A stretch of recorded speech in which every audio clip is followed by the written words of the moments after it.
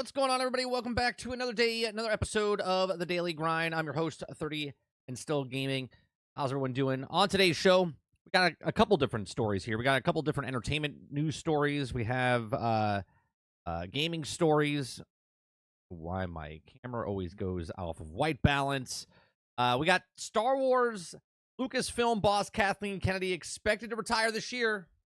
We've said every single year for the last 5 years. Okay, but this time it might be real. But we'll read a story from Hollywood Reporter. Okay. Then we got a BioWare co-founder dreamt of taking over EA from the inside if Star Wars The Old Republic was like $2 billion a year successful. Okay, so we'll talk about that as well. We're going to talk about DC open to making a video game equivalent to Marvel Rivals. I mean, who didn't see that coming? A blind man could have seen that coming. Okay.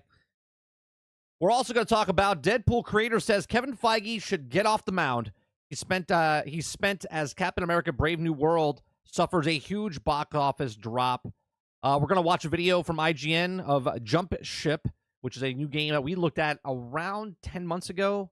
It's coming back into the the cycle, so we'll talk about that a little bit. We have an update, which we'll go over a little bit for Star Wars Eclipse, which we talked about yesterday, from Quantic Dream. And then we have a video from Level Cap. Level Cap has a video about Battlefield, the next Battlefield, and what he thinks what should come into the game and how they could do like little mini games inside the game, which is funny because Sarge has been talking about this for years inside Battlefield, what they could do. So we'll watch that video. All of this on today's show. If you guys like what we do here, we do this Monday through Thursday from 10 o'clock in the morning to about noon Eastern. If you like it, hit that like button, hit that subscribe button. If you like to go above and beyond that, become a member as little as $5. We just read a story, talk about it, give you my thoughts and opinions, and then we go to open it up to a live chat, go back and forth with you guys. Not a debate, a conversation. So, all right, let's start off, because yesterday we started off with Star Wars Eclipse. Talked about how they could be closing the studio and the game is being canceled. So unlike other media out there, I'm going to give you an update because we did the story yesterday. I said take it with a grain of salt. Here's an update to that. Star Wars Eclipse developer Quantic Dream remains unaffected by the NetEase restructuring. Okay, Star Wars Eclipse developer Quantic Dream has said the studio is unaffected by the recent restructuring at NetEase. Taking to LinkedIn, Quantic Dream CEO Yamanta we're going to butcher that name. We're just going to leave it as Fond.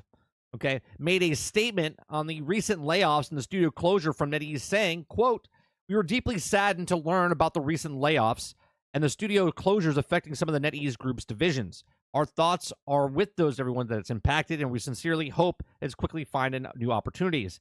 Now, David Cage and I would like to express the gratitude to the fans and friends who have also reached out to us in recent days regarding Quantic Dream.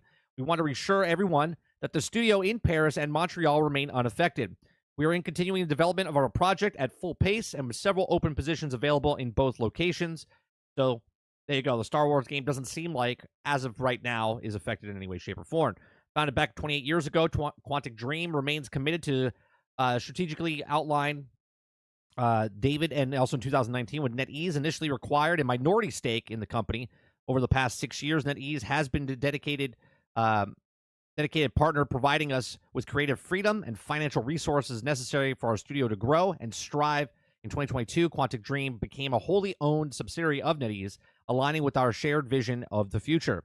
In 2024, we achieved the highest revenue in our history, driven by exceptional performance of our back catalog titles. Detroit Become Human reached 11 million units in global sales across PlayStation and PC last year, and remarkably 2 million increase year over year, demonstrating the lasting appeal of the quality of the titles. Developments of our current projects are progressing as planned, and we are fully committed to delivering and launching these innovative, high-quality titles in the future. Quantic Dream is also currently developing several new games, and the biggest of which, Star Wars Eclipse. Insider Gaming reported earlier this year that Star Wars Eclipse was targeting a 2026 release date, but was struggling to find a hire staff following allegations of workplace issues, including sexual harassment, crunch, toxic work culture.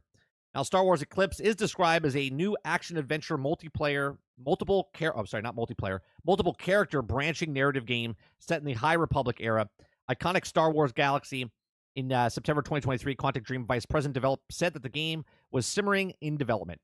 So there you go. So they're still making the Eclipse. Yesterday we were talking about if it was canceled, if it's not canceled. I said take it with a grain of salt. It looks like the studio is still okay, at least for today. Okay. As far as a Star Wars game goes, we were talking about it yesterday. I mean, I'm not excited for it because just since Battlefront, you know what? I was going to say since Battlefront 2, it's been a little bit shaky, but Jedi Fallen Order and Jedi Survivor were pretty good games in my opinion. I like them a lot. So we'll see what happens with the Star Wars Eclipse game if it comes out in 2026. There is still that, lingering where they were having time crunch, harassment crunch, toxic workplace. So this still is affecting that game, that studio, supposedly. So we'll see what happens with that as it gets closer and closer. Maybe we'll see some stuff this year, maybe during the Summer Game Fest for Eclipse, because we haven't had an update in, 4 years? All we saw was the video of them beating the drums and whatnot. Maybe we'll see it at the Video Game Award show, at the end of this year. Who knows? But what do you guys think? NetEase obviously cutting out the fat of their studios, only keeping the people that are actually doing work, and they're basically doing what Doge is doing right now for the U.S. government, seeing who's working, who's not working. Quantic Dream is not being affected, as they said from their own mouth, so they're still good. So what do you think? Do you think Star Wars Eclipse is on pace, on time? Do you think it'll get delayed? Now, it says 2026. Do we think it comes out in 2026, or do we think it comes out a little bit later? Let me know in the comment section down below. If you guys like what we do here, we just cover news stories, have conversations. Let me know in the comment section down below. Let me know in live chat what do you think is going to happen with the Star Wars game. And we'll take this story right into the next story with Kathleen Kennedy. But let's go to chat real fast. Come on, Roadkill, Ward, Haley, Roick, Crowded, Eclipse, Kylo Green. What's going on, man? Dustin, good morning. Akuta Papa. Jason, good morning. Hilly, I don't know if I said Hilly. Good morning, Hilly. The Collector's Edition drum kit could still happen. I think it is going to happen. I think you're going to get a drum kit Collector's Edition to go along with that vinyl bag and the backpack that you've collected from other games. Go on, Z. So where did the In Trouble info come from? It was last year from Insider Gaming. They were talking about how the crunch culture and stuff was happening and the toxic workplace. That was during the time frame, Z. There was a bunch of different studios being said that were toxic. I mean, Bungie was in that. Blizzard was in that. Quantic Dream was in that. There was another one inside that. I forget the other studio. It was during that whole cycle, like this time last year, where everyone was complaining about like crunch time, work culture, sorority, fraternity type of stuff. Let's go on, gamer.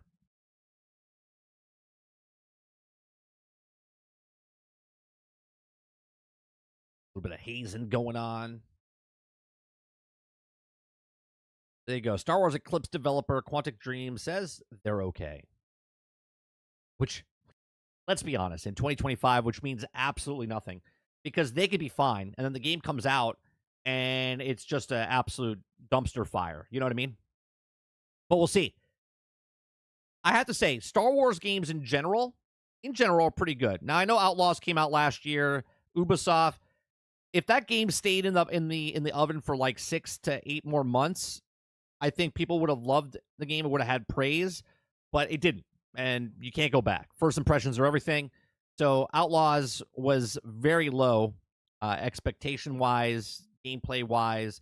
I enjoyed it, but like I said, it needed about 8 months more to fix it, and they fixed it about 4 months after. They did a lot of fixes and changes inside that game. Yeah, let them cook. Let them cook, Krebsy. Morning, Wonder Rose. Z says, everything is toxic. Suck it up, people. Windows says, morning 30. No off topic, but you never have to say off topic. Nothing is on topic in this. We're never on topic. Topic when we get to the chat in between you. Looking forward to Monster Hunter Wild. Is going to be my first one. I really get into the figure something out, my normal game type. I watched a video yesterday. We watched it. We watched the IGN review of Monster Hunter. I watched a couple of videos after the fact, not reviews, but just people talking about it. There's a lot of people worried about what the graphically it looks like. They're saying it looks like it's like fuzzy, like the graphics. Now, I don't know if they're talking about on PC and what you need to run it, if you need a beefy machine to run it. I don't think people are complaining on the consoles. The game seems like it's going to be good. I play the demo. I really like the demo. I really like Monster Hunter Worlds when it came out a couple years ago. But I'm not going to get it. I'm not going to get it when it comes out because I got so many games that I'm playing that I haven't finished that I kind of want to finish my backlog before I purchase a $70 game. You know what I mean? So I'm personally not going to be playing Wilds. Maybe after the first DLC, maybe in spring or in summer when it comes out with the next expansion type of stuff. I have to say I'm kind of tired of this whole business model, though. I mean, Space Marines 2 is a fantastic game, but I disagree with their business model, right? I disagree with their business model as far as pay $70 for the game, and then all the content's free afterwards, right? But you have to wait a year for all that content to come in to get all the different game modes and all the different, more stuff to do in the game. So I'm just gonna wait, right? And if Monster Hunter Wilds is fantastic and people are really talking about it, it's great. Maybe I'll pick it up like 3 months from now or something like that. We'll see. We'll see. DF reviewed it on console first. They're not raving about it. Okay. Is DF drop frames? Is that drop frames? Or is that somebody else?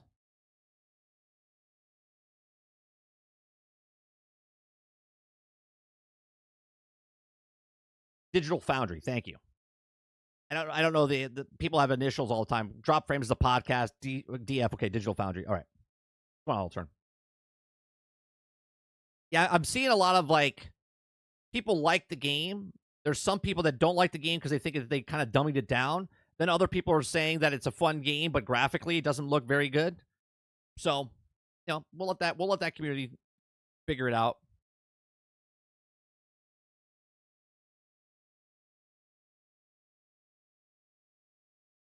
Papa says 30. I got an answer for Winzo and all the overused of TAA, FSR, DLSS cause fuzzy graphics. It's something I've been complaining about for years now because I like crisp graphics. Yeah, it's got that as Dustin said, it's got like a Vaseline rubbed on the screen, right? And then people that really don't notice stuff, the people that don't notice frames in a game, like 60 frames and 30 frames, they can't tell the difference, or they don't know the difference between 1080p and 2K and 4K and stuff like that. They don't notice it, and they're like, "Oh, I don't know what you're talking about. Graphics are fine. They're beautiful." But you look at it, and you're like, "There's this blurriness around the edges and stuff like that." Now, maybe that's the art style they're going for. Maybe that's the visuals they're going for. Or maybe they're doing it because of how graphically intensive it is, and they need to do that to kind of, bring it down a bit.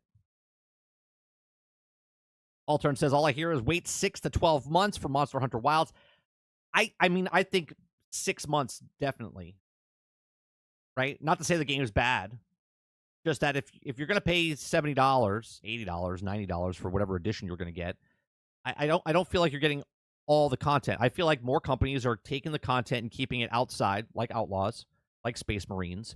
Gives them more time. They put it out, like Avowed, right? Avowed's going to have DLC, okay? But they don't put it all into the thing. But the difference between what Avowed's doing and what the other ones are doing is that they're on a subscription service, and they're trying to make you come back for that.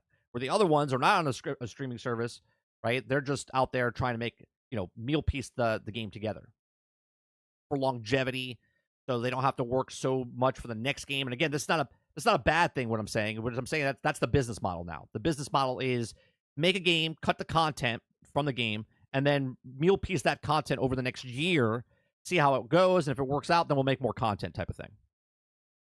Why put the effort in the game and then drop the game where you could drop a portion of the game, see how it goes. If it does well, then you're a year out and you can start making the content for the next stuff. Eclipse says, I just got the legendary spell book for Avowed. Oh my, I feel like I'm a damn god. I was watching, what's that guy's name? You guys told me you watched the other day. Mortismol.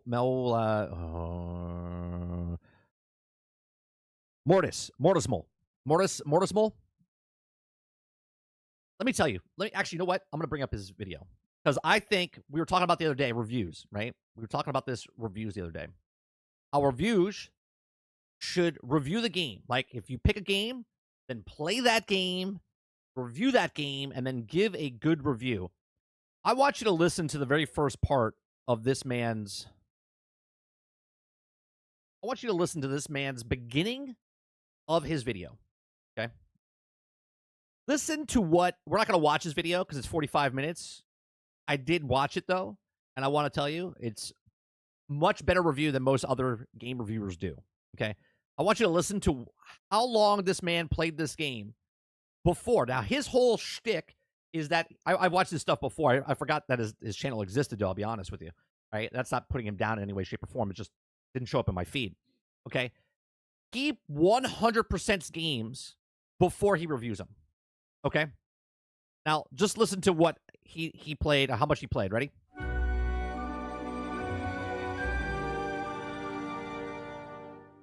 What's going on, everybody? Mortem here, this time bringing you my review after 100% for Avowed, Obsidian's next title set in their fantasy IP of the World of Aora, or the Pillars of Eternity franchise if you're unfamiliar. This time, however, bringing what is classically a CRPG franchise into, of course, first and third person. Although, there's a reason this isn't called Pillars of Eternity 3, and rather Avowed, and we'll get into all that, but first, to get my usual stuff out of the way, I review games after 100% all the time to set me apart from other reviewers on the platform, and while that does include the...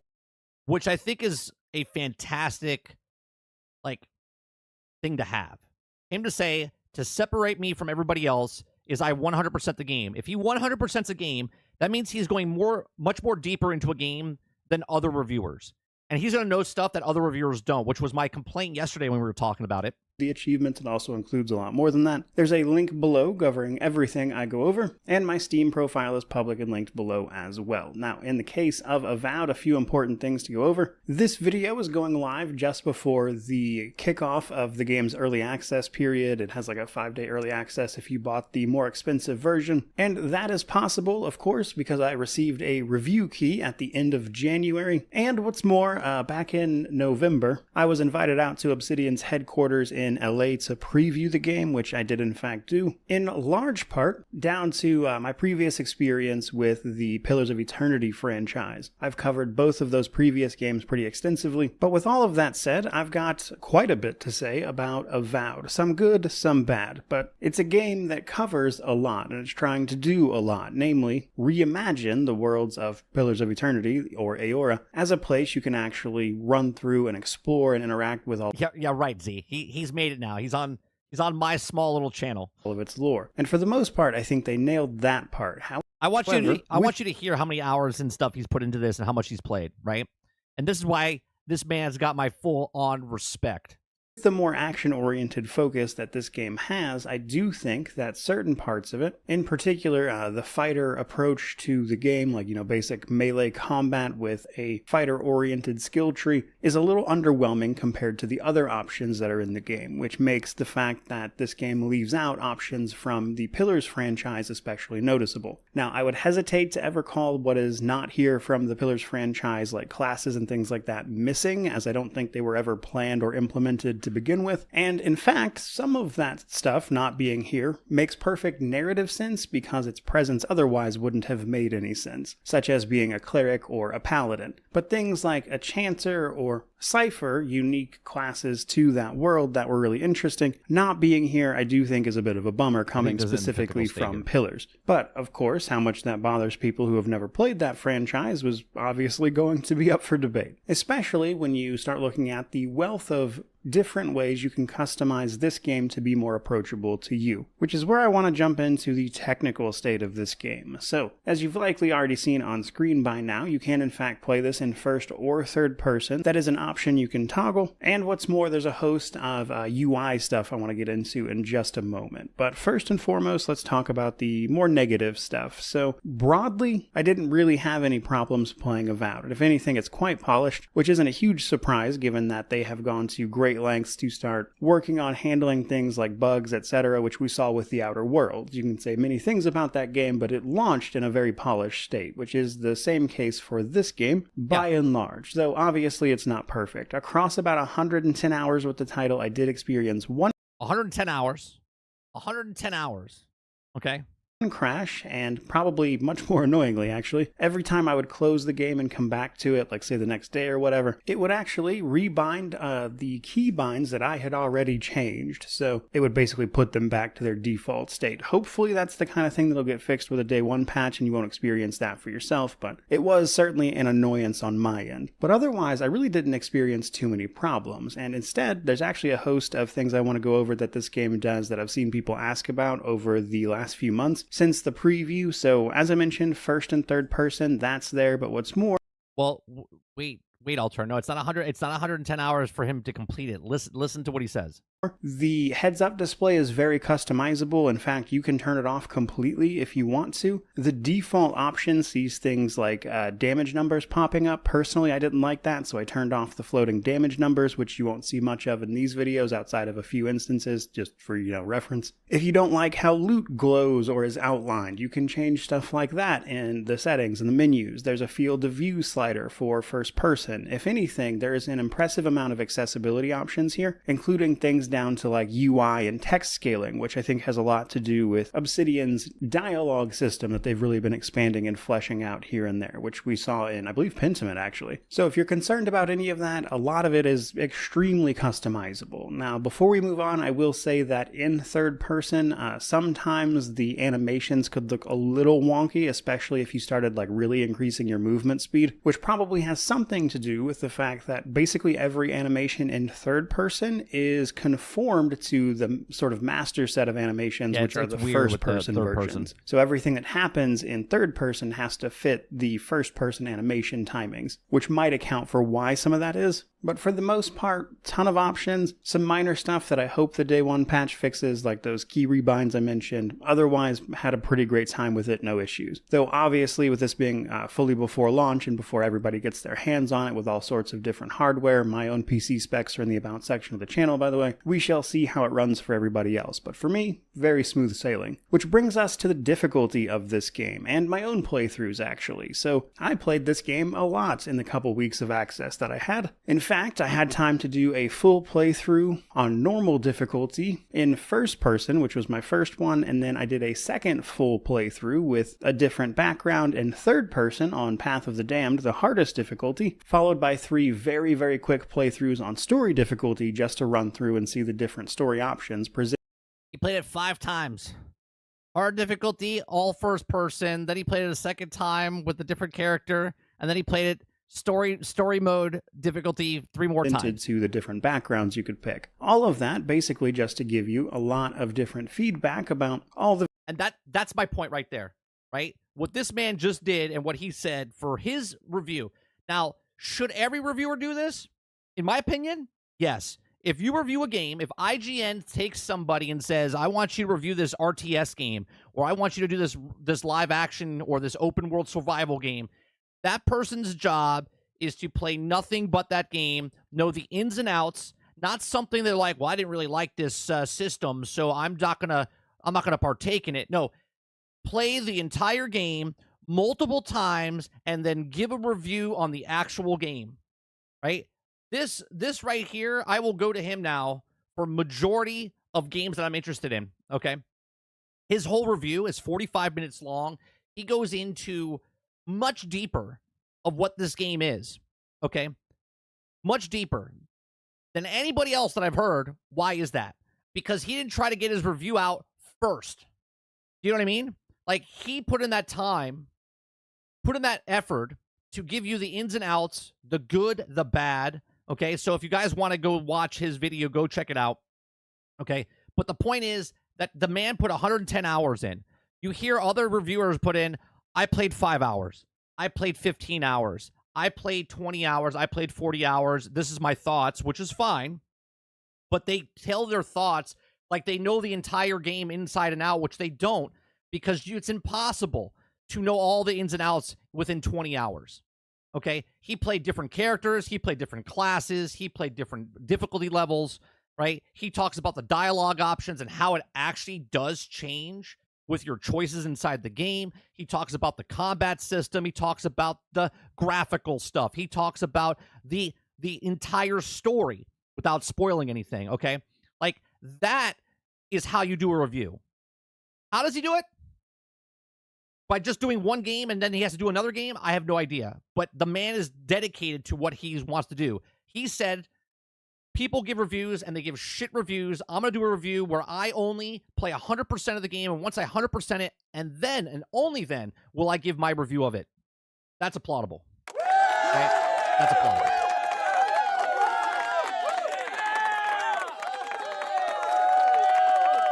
It's not even that if he likes to play the game all turn. He's playing the game because this is what he does, right? He's got 518,000 views from 11 days ago, right? He does exactly what he's supposed to do, review the game.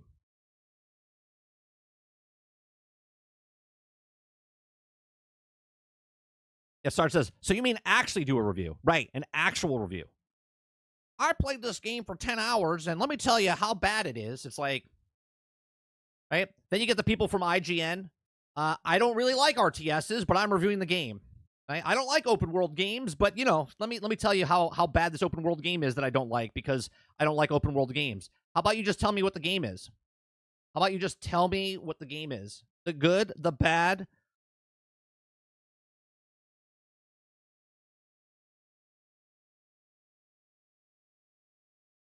What's this dude's name? I'll put it in the description down below. Give me 1 second. I'm gonna put his channel in the.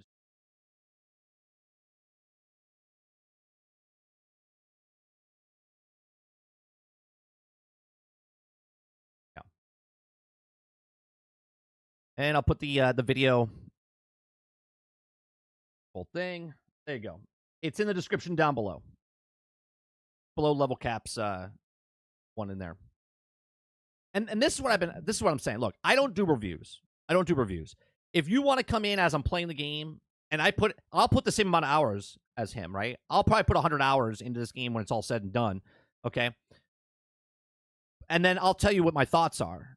But for a person to put a review, his job is to put a review out so people can get the right information so they can choose if they like the game or not like the game after the fact or whatever. If he gets it out on day one or if he gets it out 5 days later, it doesn't matter. He completes it 100% and he gives you his thoughts on that game. That's what a reviewer should do. Not because they have to get it out as fast as possible. People that are doing reviews are doing exactly what the devs are doing with their game. They're pushing it out before it's done. They're pushing it out before all the information's there. He says, when you see how he plays different types of games, you will see how balanced and through Morsel Gaming. I've watched his stuff before. Like I said, Z, I completely forgot about him. He comes across my feed every once in a while. Obviously, he's coming in my feed now because he's playing Avowed and I play Avowed. But like when he covered Pillars of Eternity, I didn't play Pillars of Eternity, so it didn't pop in my feed. Crowded says, I totally get where you're coming from. But I feel like a person should get a general feeling of whether or not the game is good or after a solid 10 hours and put down as many games in less than that. Listen, it doesn't matter if you need 10 hours for the gist of it, House. The reviewer's responsibility is to give you, the customer, the most information possible about the game that you're going to purchase. That's their job. Not a Cliff Note version of what it potentially could be, of their bias of if they like the game or not, because it's a popular game to cover. He covers the game and gives you the ins and outs of the game. So if you're thinking, all right, well, I'm going to spend $70 on whatever game it is, and this man says, I put 110 hours in, who are you going to take more as more valid? The guy who put 10 minutes, 10 hours, or 110 hours? Right? Are you going to watch a 10-minute video of somebody that put 10 hours in, or are you going to watch a 10-minute video that someone put 110 hours in? Who do you think is going to give you more information?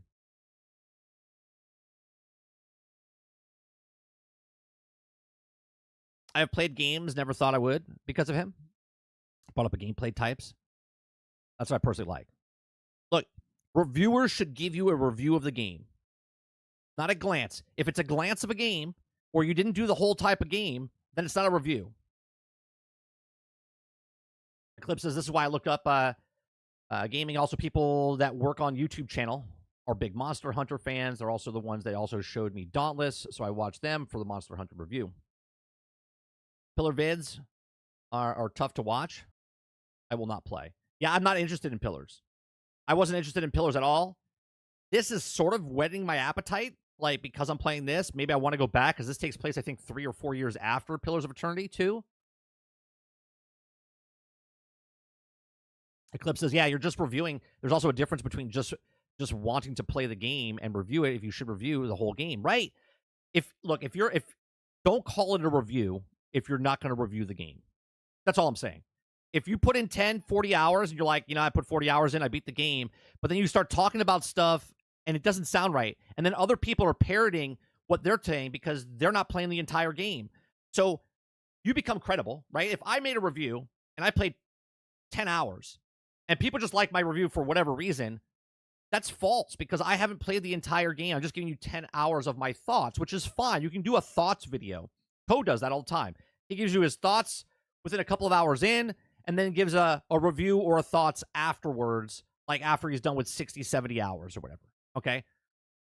It's still his thoughts, not a review. A review, you want to know, hey, I'm watching this review. I want to know, is it good? Is it bad? Should I spend my money on it? What are the systems? Is there skill trees? Is this?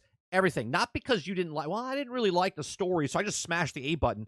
The story's pretty boring. Someone out there is looking, is the story good? But the person that's telling you it's boring, that's his bias that it's boring, instead of, well, there's a lot of dialogue options in there that really change the landscape of what you're doing inside the game. Yeah, I can agree with the a professional reviewer should be aware of all the systems in the game. Right. And not just tell you about the one class that, if you're melee, right? He says about magic, the melee. He tells you, if you're a melee guy, you might not like this game because this is it. But if you're a magic person, this is what it is. That's what a reviewer should do.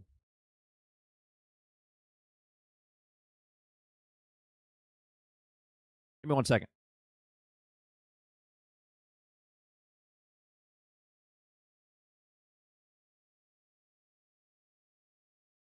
Give me 1 second. I think one of my cows escaped. Sorry.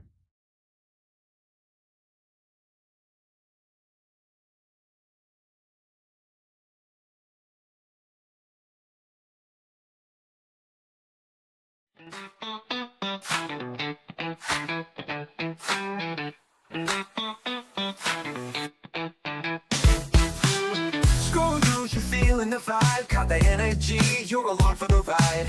I got the content that you love, you know it's right, so go ahead, don't be shy. Light up that like, one click, it's so easy to do. Support the crew and spread the view. That little thumbs up could change the game, so hit it now and make your way. Smash that like, oh, don't delay.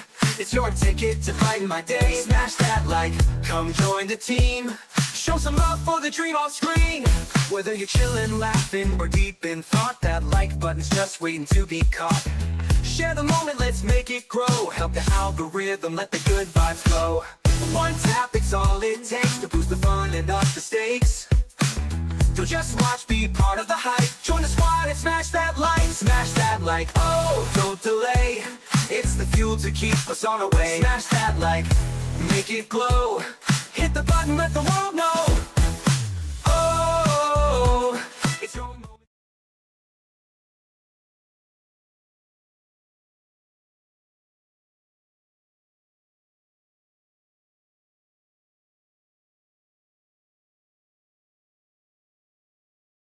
You can't hear us. Sorry about that. I said one of the cows escaped last night. A baby went through the fence, and then the mom went after her. So she smashed through the fence. So I had to make sure that the fence that we fixed last night was still fixed. So we're good.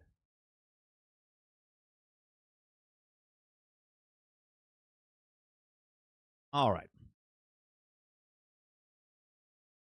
Let's see. I go with the 10-minute review. The 10-minute review would still be 10 minutes, Kraken, but the guy who's giving you the review played 110 hours. That's what I'm saying.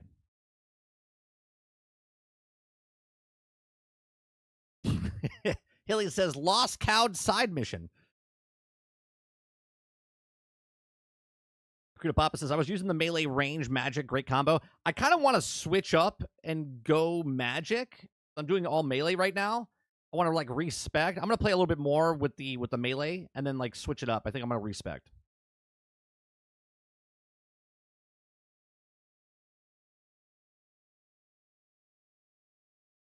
Well, Sarge, it's not even finds a weak spot. If the baby gets separated from the mom becomes very protective, and she'll plow through the fence or jump the fence or do whatever. So the barbed wire doesn't do anything to them. They'll just be like, fuck it.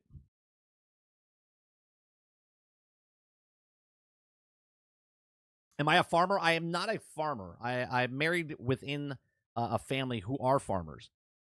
So I worked in the film industry, and so we live on a farm. So I do stuff on the farm, but I am not I guess you could call me a farmer, but I'm like a part-time farmer. We have a chicken farm. We have cows, chicken, sheep, ducks, lots of stuff. We have a farm store.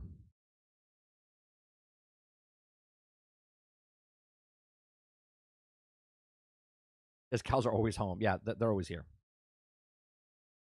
Kuda Papa says magic is underrated in this game. It's very powerful. Everyone that talks about this game is really excited about the magic in Avowed.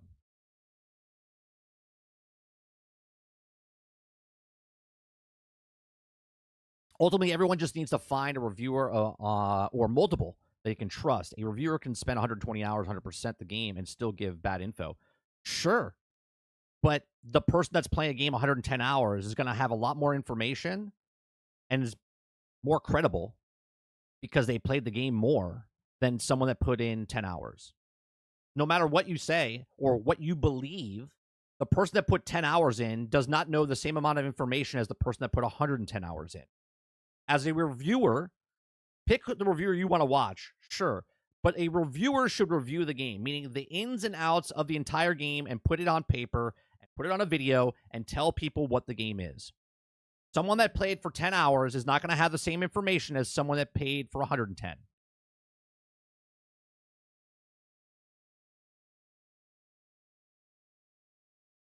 Alton says, part-time farmer, part-time streamer, full-time father, and retired cameraman.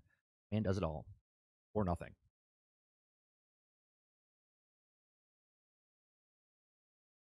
I was like, but can you really one though? No. Krebsy's right. Find a person that you like to watch. My whole point is that the person, no matter what game it is, the person that put in, like, who's going to know more information? A person that put 4,000 hours into Destiny, or a person that put in 400 hours? 400 hours, the guy's going to know what he's talking about. But the person that has 4,000 hours is going to have a lot more information.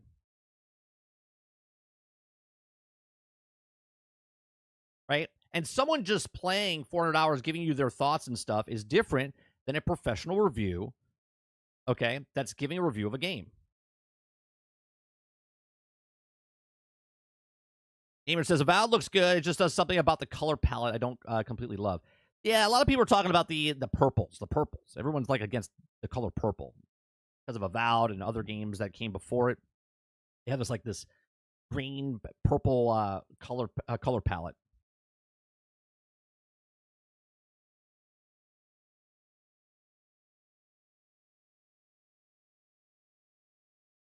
Here, let me put it in a different way, right? If someone's a content creator, right? I only have 2,500 subscribers, right? But I've been streaming for a decade. Okay. Now someone could have 100,000 or 1,000,000 subscribers, but they've only been streaming for 10 weeks. Okay. Now, obviously, that person knows how to stream and has more subscribers for whatever it is. But the person that's streaming for 10 years is going to have a lot more information how the ins and outs work of YouTube than someone that just started 10 months ago. Right? Sure, they could both talk about it because they're both streamers. They could both talk about the ins and outs, the good points, the bad points. But the person that's been streaming 10 years is going to have a lot more information about stuff, okay, than the person that has 10 months.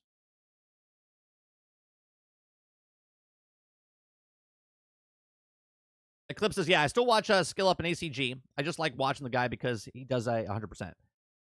I like watching Skill Up. There's sometimes his reviews are awesome. Then there are other times when he did reviews of live service games, he's never does a fair shake or a fair shot on it because, you know what I mean? That's the what's it called? That's just he's making the video to make the video because it's a popular game, but he doesn't really like that genre of live service game type of stuff.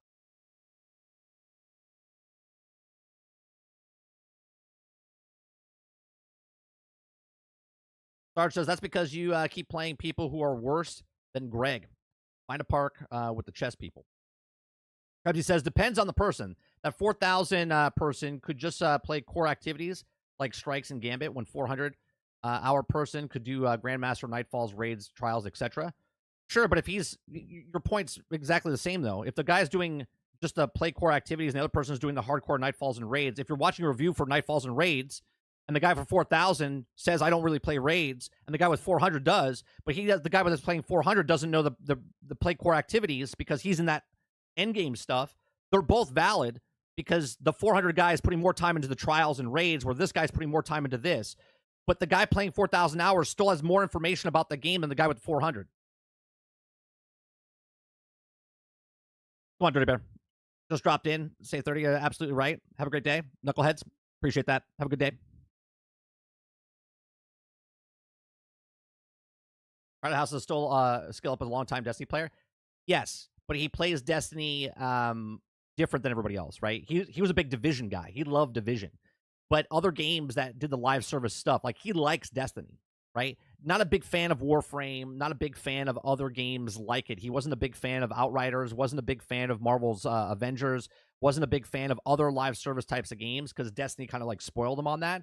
So every time he did a review of a live service game like a Destiny, he always kind of like put his nose down to it because he was like, yeah, it's just not as good, whatever. Right? He already had a bias going into that, comparing it to that instead of just reviewing the game. He actually at one point even said that I'm going to do a better job because he was so biased on one of his reviews, I forget what game it was, that he said that he needs to do a better job. And that's why I like Skill Up. Right?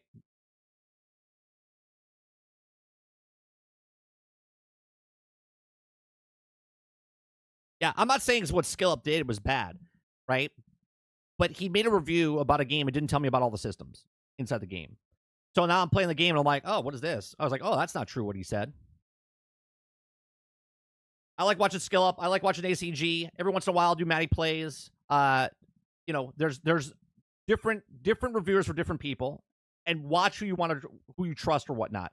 My whole thing is not with an individual reviewer. My thing is with the reviewing process. If you're a reviewer, make sure you review the game. If you want to give a thoughts video and it's not a review, sure, great. If someone's looking up reviews, they're like, a review. I want a review of the game. I want to know what it is before I buy the game. That's my biggest thing.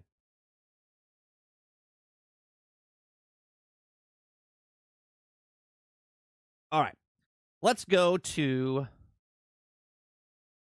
the next story. Actually, let's go to... This is a short story. Or a small story.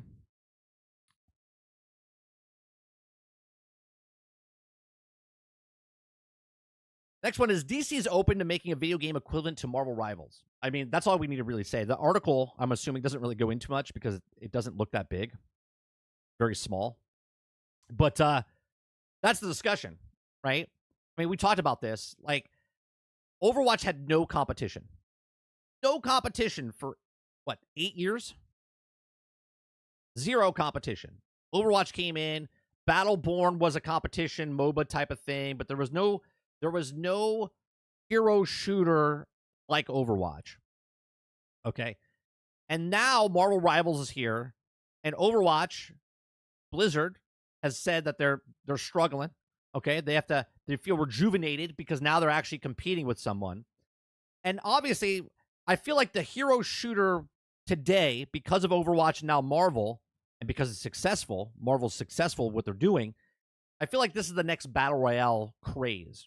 It's like right now we're in the phase of like extractions, and we're also we have lots of extractions coming in right now. Within the next 2-3 years, you're going to have a lot of games that are like Marvel Rivals and Overwatch, and it makes sense it makes sense to have a DC, which the player base is already there. DC fans are already there. There's people that are DC fans that are not Marvel fans, that they're not playing Marvel Rivals. Okay? There's a lot of people that maybe they would like a game like this. Maybe they like another Injustice 3, maybe. Okay? There's a whole player base of DC fans that are sitting here waiting for a game that they want. I turned on DC Universe Online yesterday to see the update they did. That's been there for like a couple months now. But I turned it back on. I was like, oh, this is pretty fun. The graphics are updated. It runs much smoother. It's like 60 frames per second now. Okay. And I was like, man, I wish there was a Marvel game like DC Universe Online. Okay. I miss Omega Heroes and stuff. Okay. But now you're going to see a DC game that comes out like Marvel Rivals. You're going to see maybe a Transformers game, like Ron says. Okay. Transformers. Okay. Maybe you'll see this type of stuff. There was a G.I. Joe game. A G.I. Joe game came out like 2-3 years ago. That was basically Overwatch, but it was a half-ass attempt to what it was. YouTube's chat filters are whack. Why? What's happening? Did it filter you?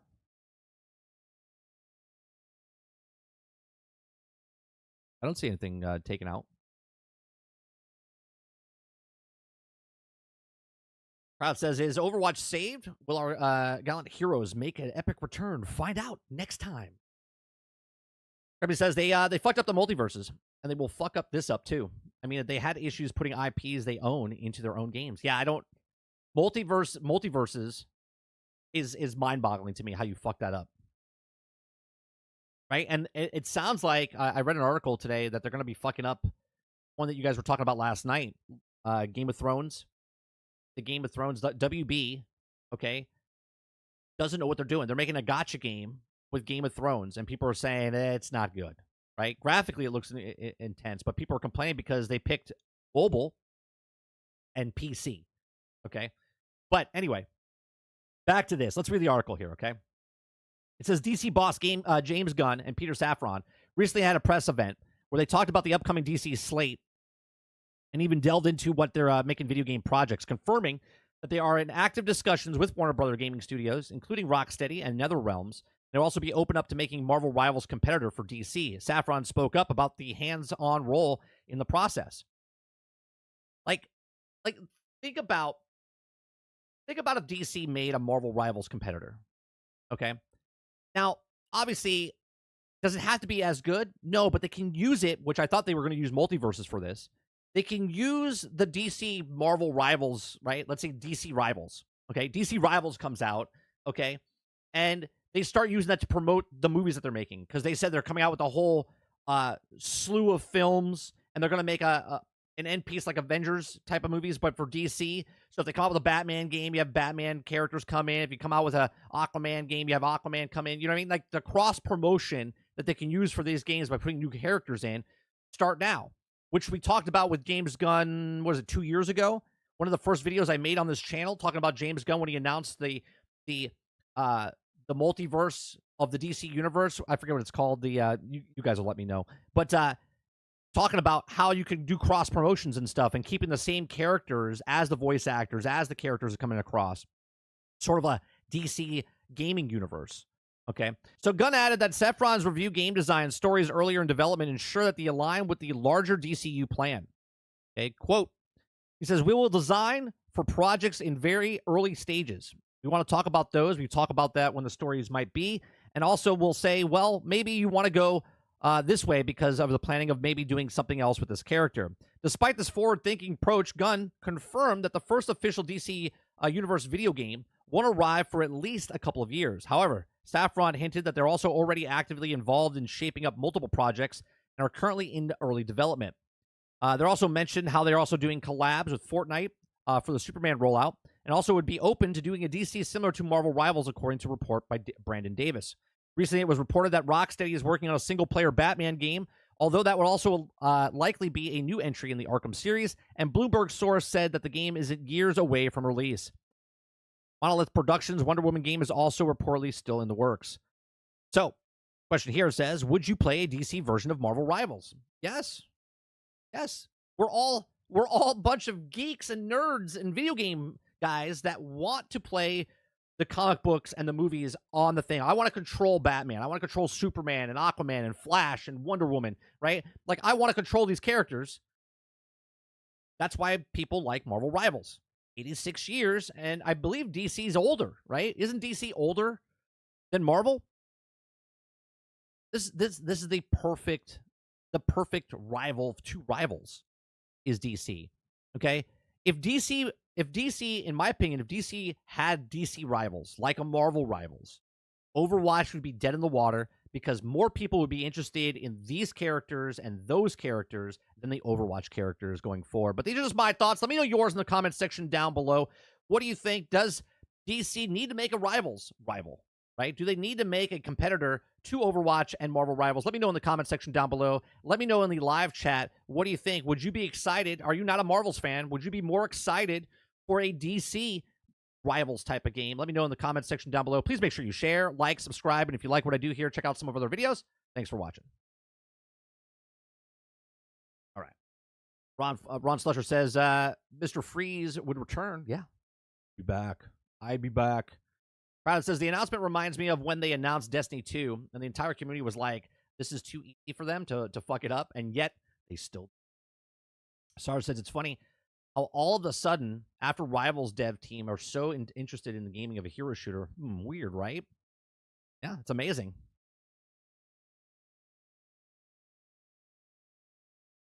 Akuta Papa says, Warner Brothers gonna fuck it up. Chris says, the mobile and PC are perfect for kids, free to access and easy to manipulate so they can nickel and dime. It's the best way to get the money from the group that doesn't have money constantly. You're absolutely right, Chris. You're talking about the Game of Thrones game, right? Also, it's the largest footprint that's out there between mobile and PC, right?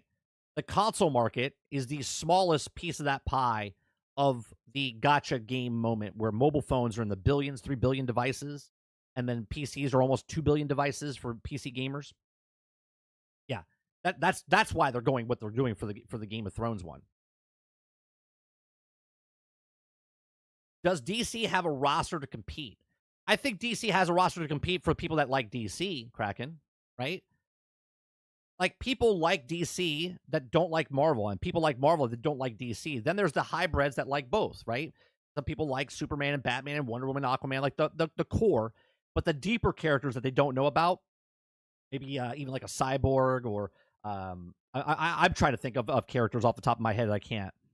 Okay, but there's characters that are less popular, but are popular for people that are DC fans. I'm more of a Marvel guy. Okay, I like DC characters, but I don't know the depth of the roster for DC. I would say there is a roster there for people that would be interested if they're DC fans.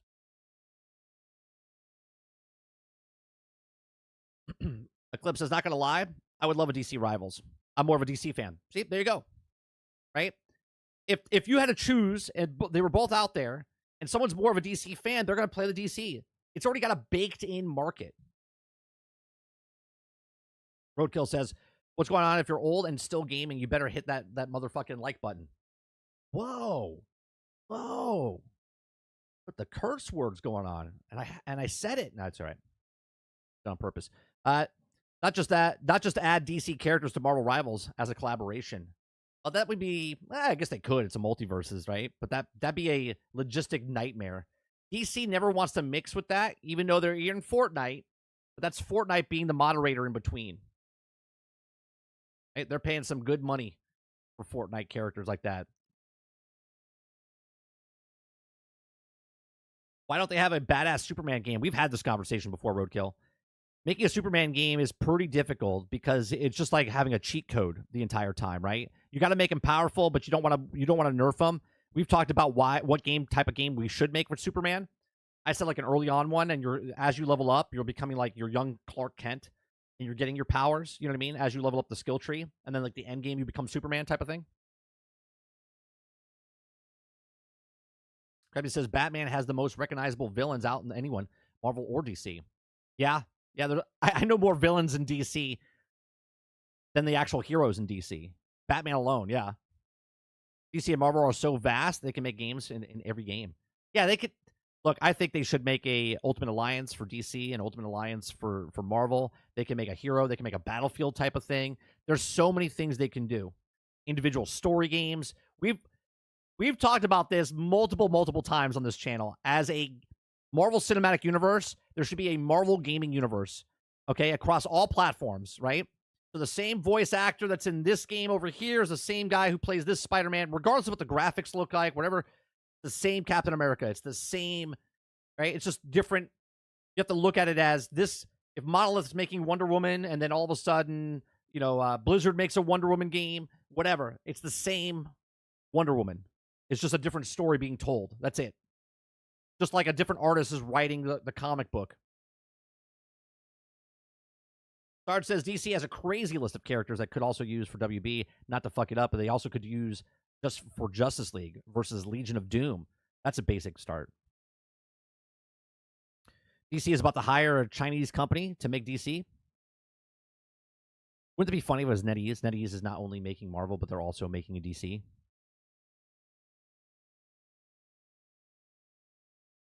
Crowd says Superman seems pretty beatable in the new movie. They can't figure it out.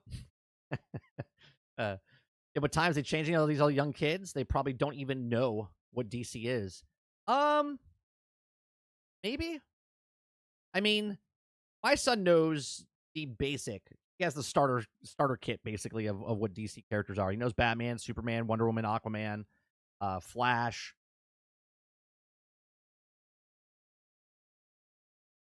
Quintar says, shh. Oh, wait. They don't listen anyway. Yeah, nobody's listening to me. If I was the size of Asmongold, maybe, Quintar, they would listen. But nobody knows even know I exist. Nobody even knows I exist. They could just make a bunch of green guys on buildings with kryptonite. Right. It'd be like Suicide Squad. It'd just be characters, just generic characters with kryptonite on them.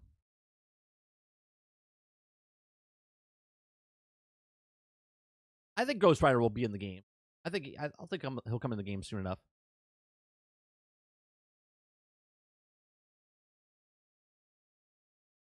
Let's go from that. Let's talk about, what is this one? This is BioWare co-founder Dreamt. I have no idea what this is. This is from 18 hours ago. This is from Games Radar.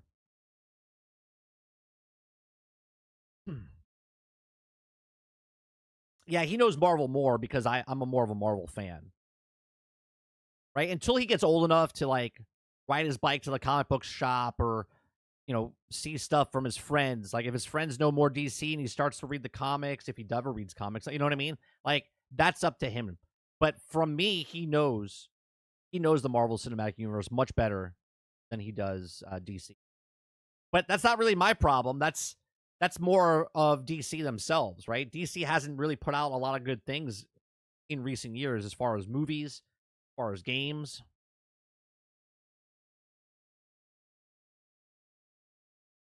I still look. I'm upset that multiverses didn't succeed, right? I think multiverses could have been that thing for them where they're waiting years down the road to make these games. Let me see that video. To make these games, he said they're still years out to make these games, right? And that to me is stupid because multiverse exists. They could literally take other characters' IPs and bring it into that game and put it out as to many people as possible, right? So it'd be interesting to see what they do, but they're closing it down because they're idiots. Because the people at WB don't know what they're doing. You have a game that's already made. All you got to do is put more characters in the game to do cross promotion type of stuff, right? Let me go back to, I made a video. It's got to be about 2 years old now. Okay, let me go over there and see.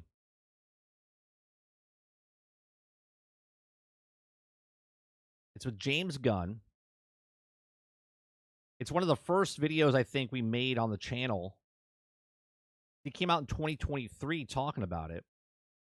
I remember him being on the cover of or the thumbnail.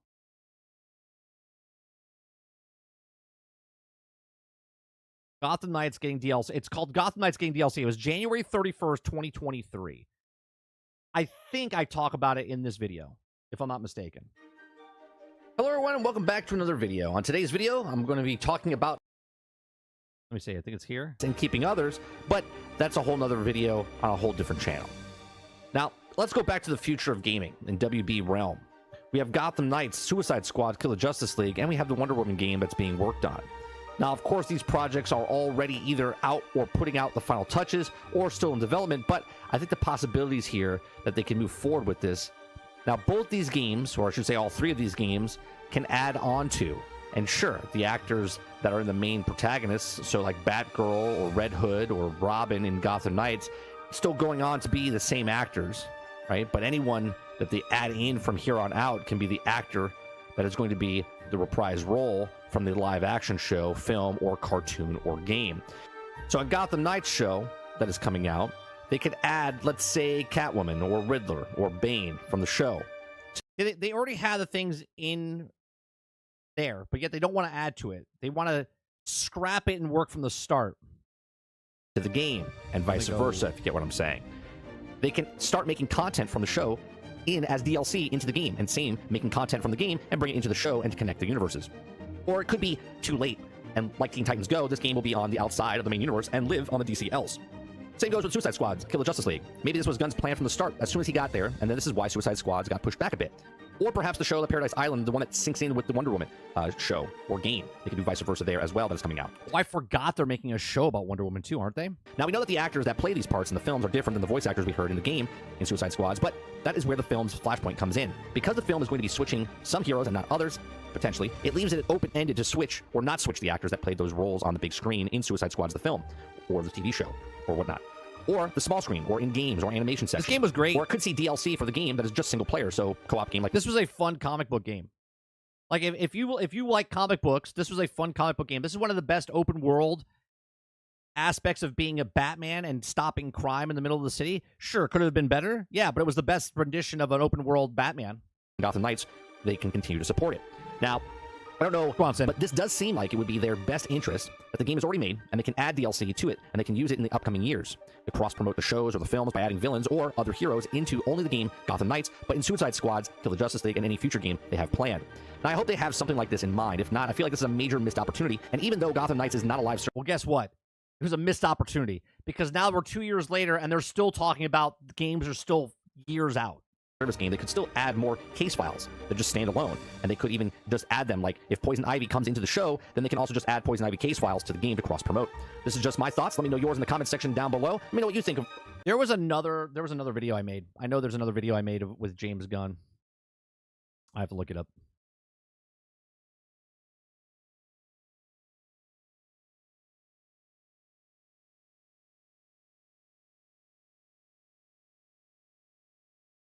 Guess not. Maybe that was it.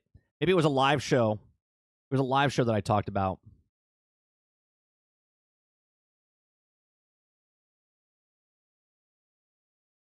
But it still stands, right? You had multiverses. You had Suicide Squad. You had Gotham Knights. You could have added stuff to that. You could have done different... Like, how ridiculous is this? They could have had that Batman game and then taken characters and brought them in from the Batman universe or shows. Right? You could have brought in Penguin or characters from the Penguin show into the Gotham Knights game. Now, obviously, Gotham Knights wasn't a live service game, right? But Multiverses is that game. How come Penguin's not in there? You have Joker in there. How come Clayface is not in there? How come Sandman, or not Sandman, sorry. Clayface, Croc, or Killer Croc, right? Mad Hatter. You could have added so many villains inside the Multiverses, and people would have loved that. You could have added so many other heroes.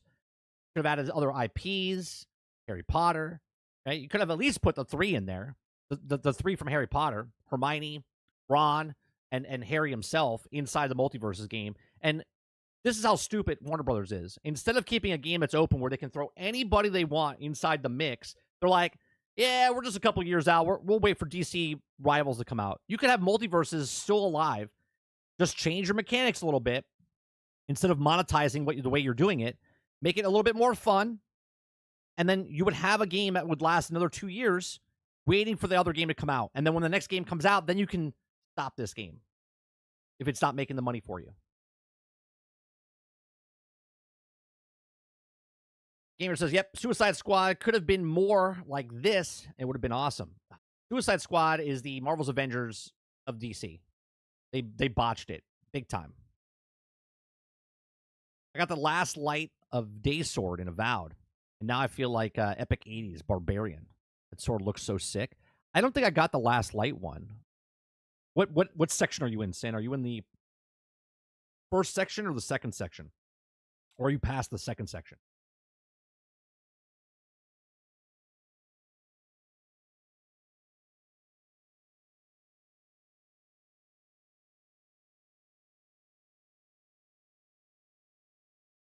Let's go with... Still in the first section. I don't think I found that sword. The last light? Day Sword. I don't know if I have that one. I have one. I forget what the name it is. Reaper or something. It's a thick ass sword, but it's got poison damage. Is that the last light? Does yours do poison damage? And then I found one last night that does bleed damage. I killed the Oracle. Get it? Don't know. I think I got the sword. If it's the one with the poison damage on it, I have it. It's my favorite weapon in the game so far. I just don't know the name of it. I have a flaming sword. Oh, yeah, that's the flaming sword. Yeah, okay, I got that. Yeah, wait till you get the two-handed weapon. Yeah, I got a shield and a flaming sword. The flaming sword's awesome. But I got a big, giant Conan the Barbarian sword with poison damage on it. Yeah, I know. That they said in the beginning that they're interested in making DLC. And it makes sense because if you look at the map, you guys are telling me there's 5 sections, but it looks like there's more than 5 sections. It looks like there's 8 sections.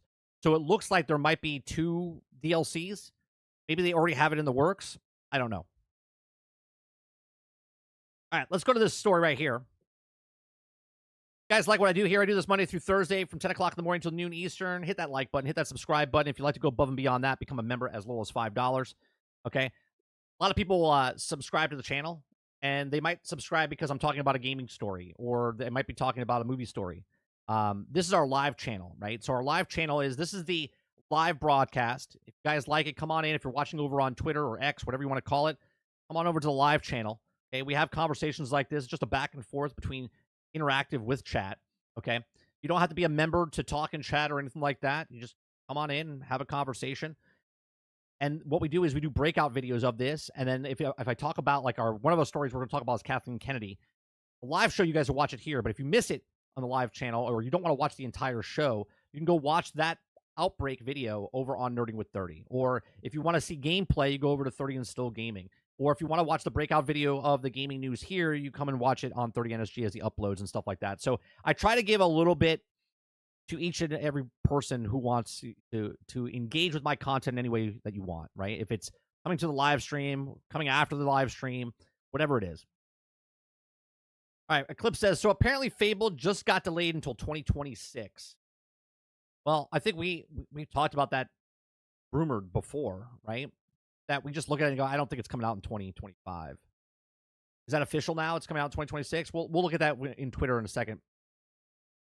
You see information posted in our Discord. Mike's flaming sword seems TMI, personal issue. Maybe. Then says that the line's up with the Outer Worlds, that the game had 2 DLCs as well. Right. All right. So, BioWare co-founder dreamt of taking over EA from the inside. If Star Wars: The Old Republic was like $2 billion a year successful, I mean that's a hell of a dream, huh? I mean, we all have to have our dreams. How do you say this guy's name? Had BioWare co-founder Greg, is it Zeschuk Industries' swan song, Star Wars: The Old Republic, been more successful, he dreamt of sticking around while longer and tried to take over the parent company of EA from the inside.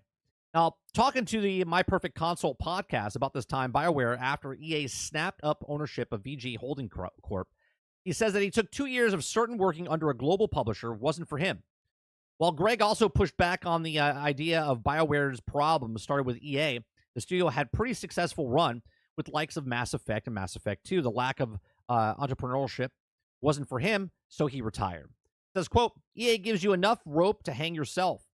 He says, and what I meant by that is that you also have to learn to work within the structure. And I think they did it quite well. And you look at Mass Effect, it came out there, and it was actually a pretty successful run. Continues by saying, but if you have to understand how it worked within the big company, and for me, that was the end. It was like, oh, I don't like big companies, so I knew by the year 2 that I was going to leave at some point and just didn't know when. So why does Greg like big companies? He says, he explains later that big companies exist to exploit properties. They exist to exploit games. Most of the big North American guys, they're just good at, hey, just squeeze the most money out of this franchise, and they don't kind of create a lot of them. They kind of realize that early on that they like making games. I don't like just operating. Okay? So as you could tell from a guy from the inside, this is what they do to IPs. Look at Hasbro, right? Look at EA. Look at Ubisoft. They just take IPs, they scoop them up, and they just squeeze them. They just wring them out, and they try to get as much out of it as possible. But they actually don't really care about the actual IPs. They care about the money that's going into it. And what they don't understand is, if you actually cared about the IP, like Warner Brothers with Multiverses, okay? Like Warner Brothers with Hogwarts Legacy, right? Like Ubisoft with Assassin's Creed, like Hasbro with the Transformers, right? If you actually cared about the IP, the money would follow. But they don't like that. They want to put the minimal viable product in. They want to try to get as much money out of it as fast as possible and then pretend that you're the problem, it didn't succeed. Okay? It says still that, not just saying that things wouldn't have been different. In fact, Greg says that the dream of his was taking over the company from the inside and changing things for the better. The issue, however, was that he needed his Star Wars MMO to be super duper successful. Okay. He says, I lived in Austin for 2.5 years making Star Wars The Old Republic. And I knew it was a kind of one-way trip, he says. It was super successful, super duper successful. Ray and I were also probably launched a bid to try to take over EA from the inside, being the corporate pirates that we are. But we needed to be like $2 billion a year successful. And we didn't work out. So I was like, I'm fine. Okay. So he was trying to make the Star Wars Old Republic, if it got successful, basically try to take it from the inside out and take it away from Mr. Android Wilson himself. Okay. Andrew Wilson, okay, as we call him, Android Wilson. He basically just takes the IPs, takes the franchises. This is why he's working with FIFA. This is why he got rid of FIFA and went with FC instead. This is why he was working with Madden. This is why they try to take the licensing of Star Wars and put it underneath the EA umbrella to make it so no one else could do it. They just wanted to squeeze it out as much as possible. Hence, you saw this with Battlefront 2. They try to monetize that as much as possible, where either you put in 4,000 hours to unlock Luke Skywalker, or right, it's like 4,000 hours. You put like 4,000 hours in to get Darth Vader or Luke Skywalker, or a small price of $2,000. Right? This is what Star Wars did. Then obviously Battlefront 2 went through the whole morph and it became one of the best turnaround games in the history of video games. Okay, everyone talks about Fortnite or No Man's Sky, but Star Wars Battlefront 2 turned it around from what it was to what it is, and then they lost it to go over. They stopped supporting Battlefront 2 so they could go support Battlefield 2042, and we all know how that ended up.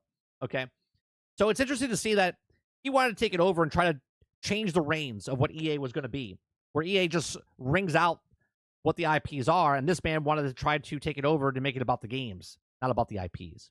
Okay, so this is interesting. Let me know what you guys think in the comment section down below. Do you think, let me put it out there to you, do you think EA at one point, Android Wilson, will have to go at some point? Okay, I don't know how long he's going to stay at the company for, but do you think that he's the one that came up with loot boxes? He's the one that put the Ultimate Team inside of EA. Do you think if he leaves, if he's the Bobby Kotick of EA, do you think if he leaves that EA could have a new leaf, or the next person that comes in just kind of, it's like a dragon with two heads, right? Or a Sith Lord, actually. Let's do that, right? Where once Android Wilson leaves, do you think that EA could try to turn around and become better, or do you think it's too late for EA because once he's gone, the next person that takes his place is going to do the exact same thing? Let me know in the comment section down below. Please make sure you share, like, subscribe if you like what I do here. Check out some of the other videos. Thanks for watching. Papa says 30. I posted Monster Hunter story. All right, check it out. Yeah, it's interesting that he wanted to take over with the Star Wars game. $2 billion a year. At that time, that was what, 11 years ago? 11 years ago?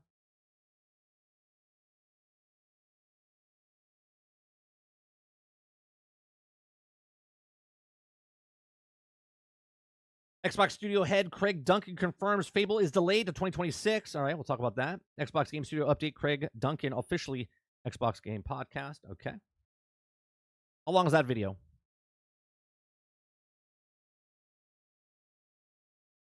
Games in this podcast range from E to M. That's 20 minutes. All right, we got a couple other videos before we get to that point. I want to talk to... I got 2 entertainment stories I want to talk about. What time is it? 11:16? Maybe we watch this one first. This is a 5-minute long video of a game called Jump Ship, which we watched about a year ago, I think. Watched about a year ago. It's an IGN video.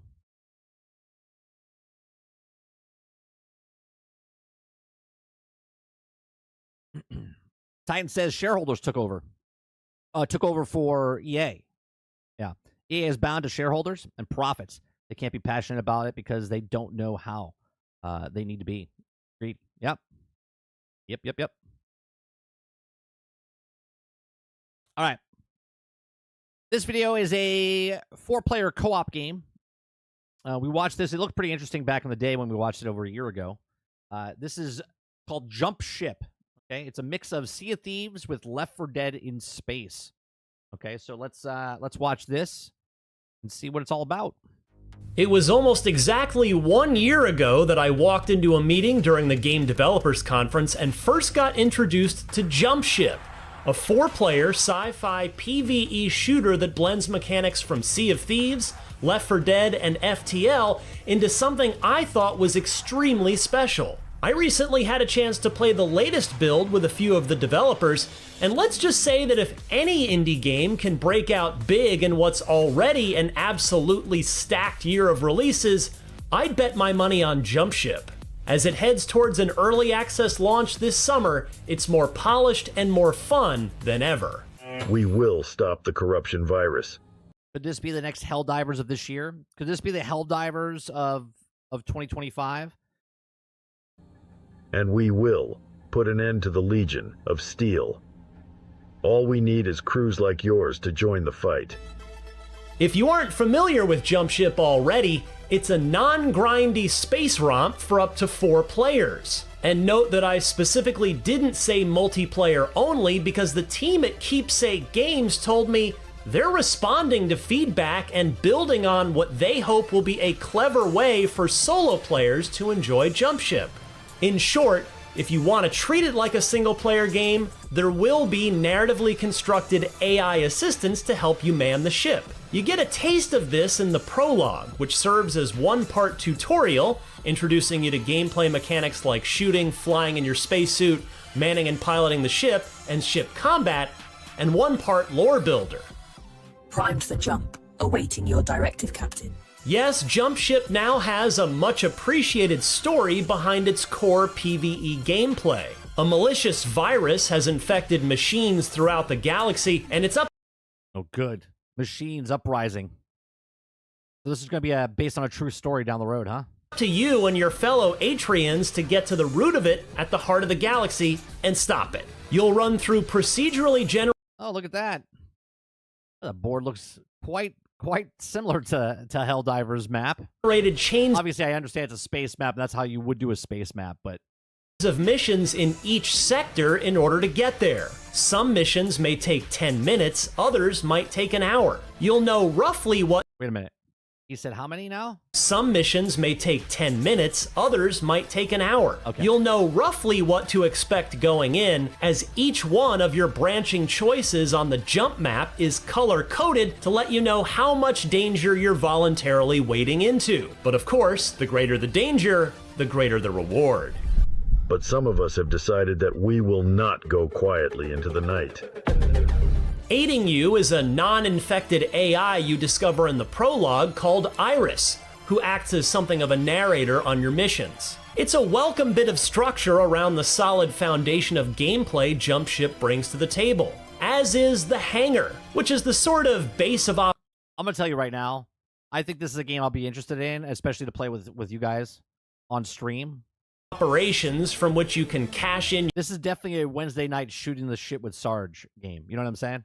your in-game currency to buy and customize your outfits, look at the greater galaxy map, and even engage in a bit of soccer in your downtime.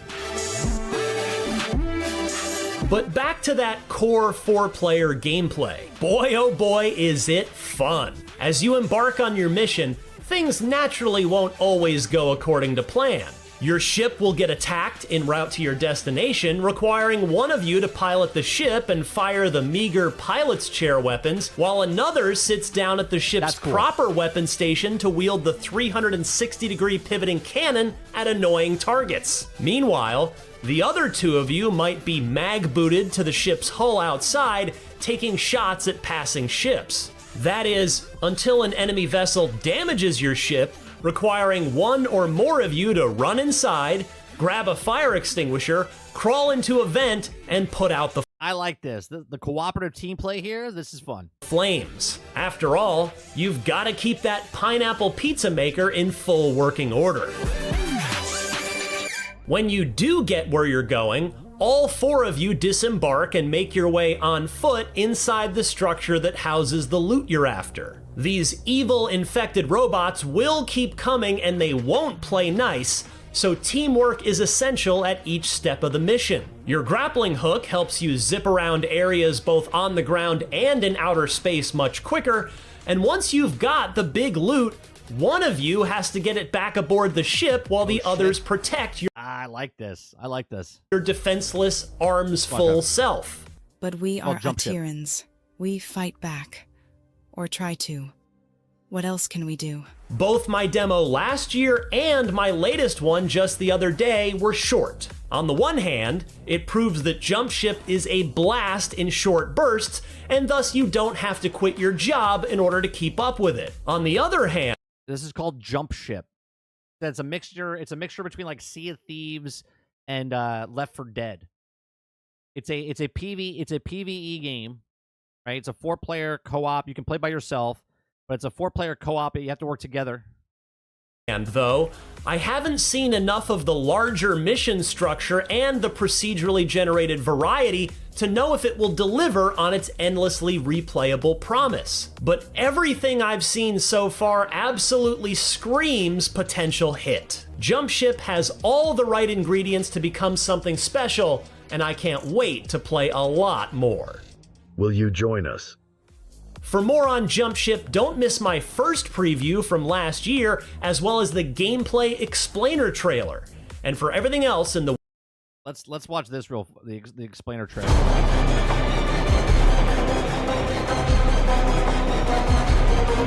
We watched this when he first made it over a year ago. Hi, I'm Philip Kolianos from Keepsake Games, and this is Jump Ship, a mission-based co-op PvE space adventure. In Jump Ship, teamwork is crucial. Mount turrets, tackle emergencies, and ensure your ship's integrity to complete missions and reap the rewards. While Jump Ship is best enjoyed with up to 4 players, solo players are welcome too. Each mission in Jump Ship demands strategic choices. You know what it also reminds me of? Sort of like Deep Rock Galactic. You know what I mean? Jump to risk Obviously, you're not farming, but what I'm saying is the co-op experience where you can play solo, you can play with 2 or 3. But yeah, Deep Rock Galactic's a fun game as well. sectors with high risk, high reward, or take a safer route. Do you want components for your ship? Do you need repairs? Or perhaps some extra credits? Alright, we just arrived. There seems to be a jammer preventing us from jumping further. Let's make our way there and disable it. Using our sensors, we can tell that ships are patrolling the area. With some good positioning and teamwork though, I'm sure we can make our way past them undetected.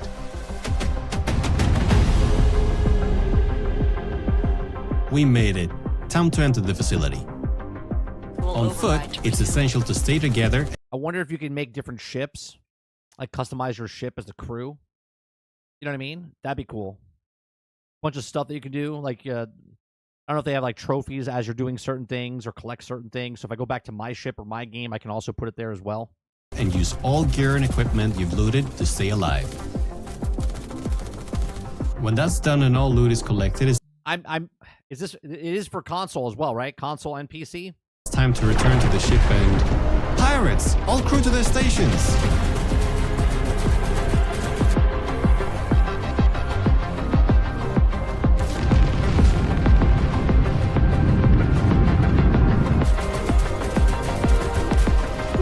That was close.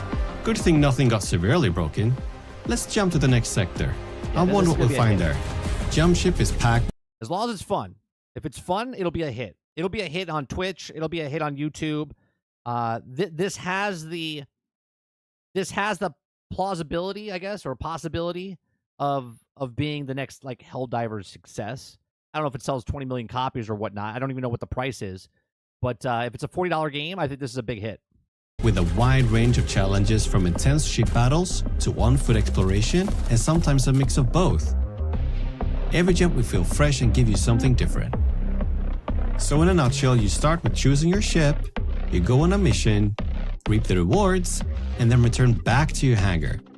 There you can upgrade your ships, purchase new equipment before embarking on a new adventure. And that's Jump Ship. Reach wishlist, like and subscribe, and join our community on Discord.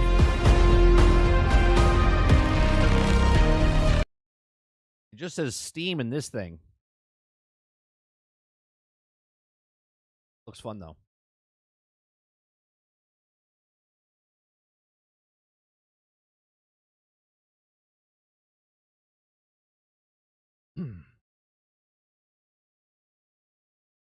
Oh, you guys are posting...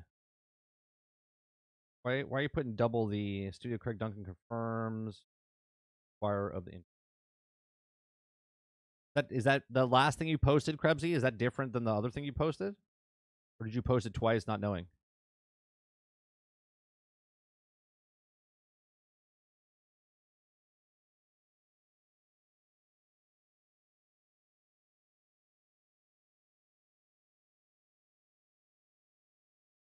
The video says the same thing, right?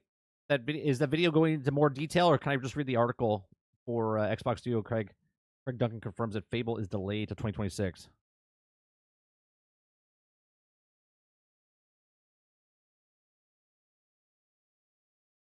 Here, we'll bring this up. All right. Xbox Studio head Craig Duncan confirms that Fable is delayed to 2026. I know this is not maybe the news that people wanted to hear. Well, I think it's the thing we already knew. I think it's the thing we already knew. We're like, we haven't heard anything about this. I think it's going to be delayed till 2026 is what we said a couple of months ago. Sarge says, it's halftime, music break, pick a good one. Let's see. $5 super chat first.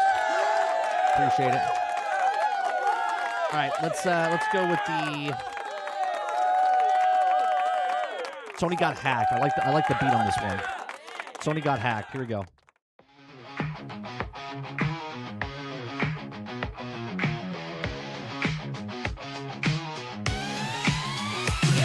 It was just a quiet night. I was feeling fine. Booted up my PlayStation, about to get online. Then I saw the error like a ghost in the night. PSN was down, man, this ain't right. Check my phone, Twitter's on fire. Sony says don't worry, we're working on the wires. 20 hours later, what do we get? 5 free days, man, that's some bullshit. Oh no, Sony got hacked again. Servers are down and they don't know when. Every time we trust, they break it again. Maybe I should just switch to LAN.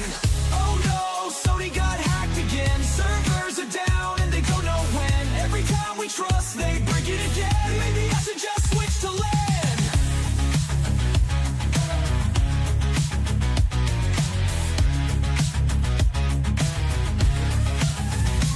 Remember, oh wait, that was kinda whack. Fake antivirus trying to steal my stack. Then 11 came, oh what a thrill. 77 million lost their bills.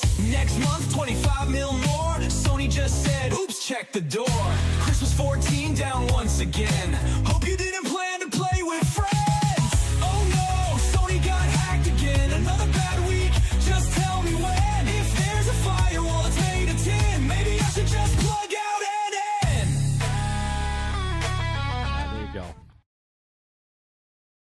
There you go.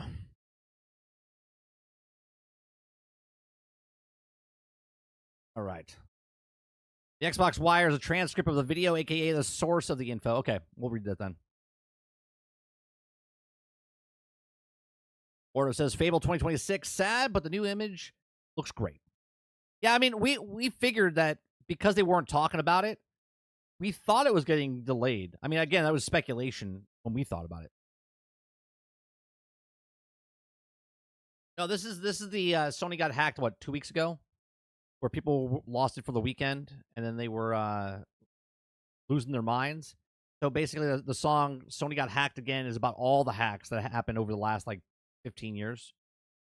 That's what that song's about. All right. So Xbox studio head Craig Duncan confirms that Fable is delayed to 2026. I know that's not maybe the news people wanted to hear. If you guys like what we do here, we do this Monday through Thursday from 10 o'clock in the morning till noon Eastern. If you like it, hit that like button, hit that subscribe button. If you'd like to go above and beyond that, become a member as little as $5. So we have been investigating some rumors that Fable was eyeing a delay to next year. Today, on the official Xbox Game Pass or Xbox podcast, Microsoft Game Studio lead confirmed that Fable is slipping. Okay, that's to help you with your backlog, guys. Right? They heard that Ron Slusher needed more time with his backlog. Told us yesterday he needs more backlog games. So this is why they pushed it back. So Microsoft's first-party studio have begun hitting their stride finally with Xbox launching game after game in the widespread. Okay, Indiana Jones launched late last year, delivering the most authentic video game recreation of the franchise to date.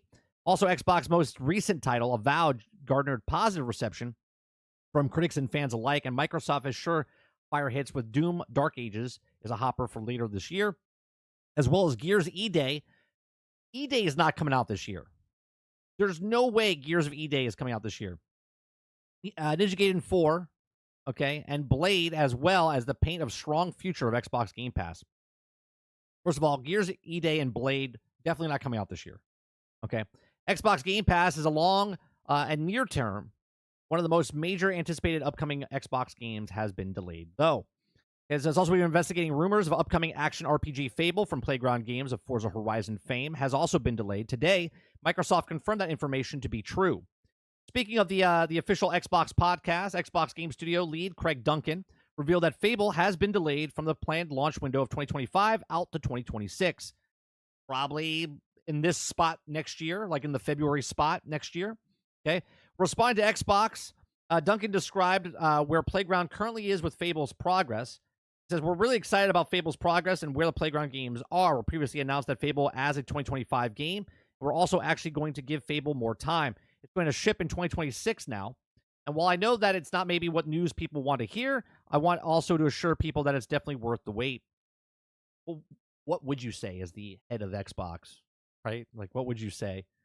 You're like, I don't know. Yeah, you guys shouldn't wait anymore. Duncan also lauded that Playground pedigree, noting that the quality of Forza Horizon and the quality bar of the studio is set for itself. Duncan described Fable as having an amazing gameplay in the most realized incarnation of the world of Albion. Yet, the podcast video also features some new footage of Fable 2, offering a glimpse at the latest build. And oh boy, it sure looks immaculate. Definitely checks out, and also the features of Werewolf previously teased in Xbox 2 podcast a few weeks ago. Okay, so maybe we'll look at the video in a second. Okay, it's not entirely unexpected that the Fable got delayed. The game is also amongst the most expensive and most ambitious being developed internally of Xbox Game Studio right now. Playground hired a major talent from studios like Rockstar and CD Projekt Red to truly deliver a AAA RPG experience, which is something that has also arguably eluded that Microsoft since the Xbox 360 days. At least that also regards of the story-based, character-driven games.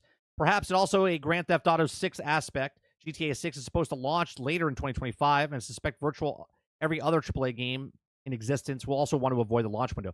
Actually, I'm glad they brought that up, because actually I was gonna say that, because we were talking about how it might get delayed, and I said if it gets later in the year, you want to keep.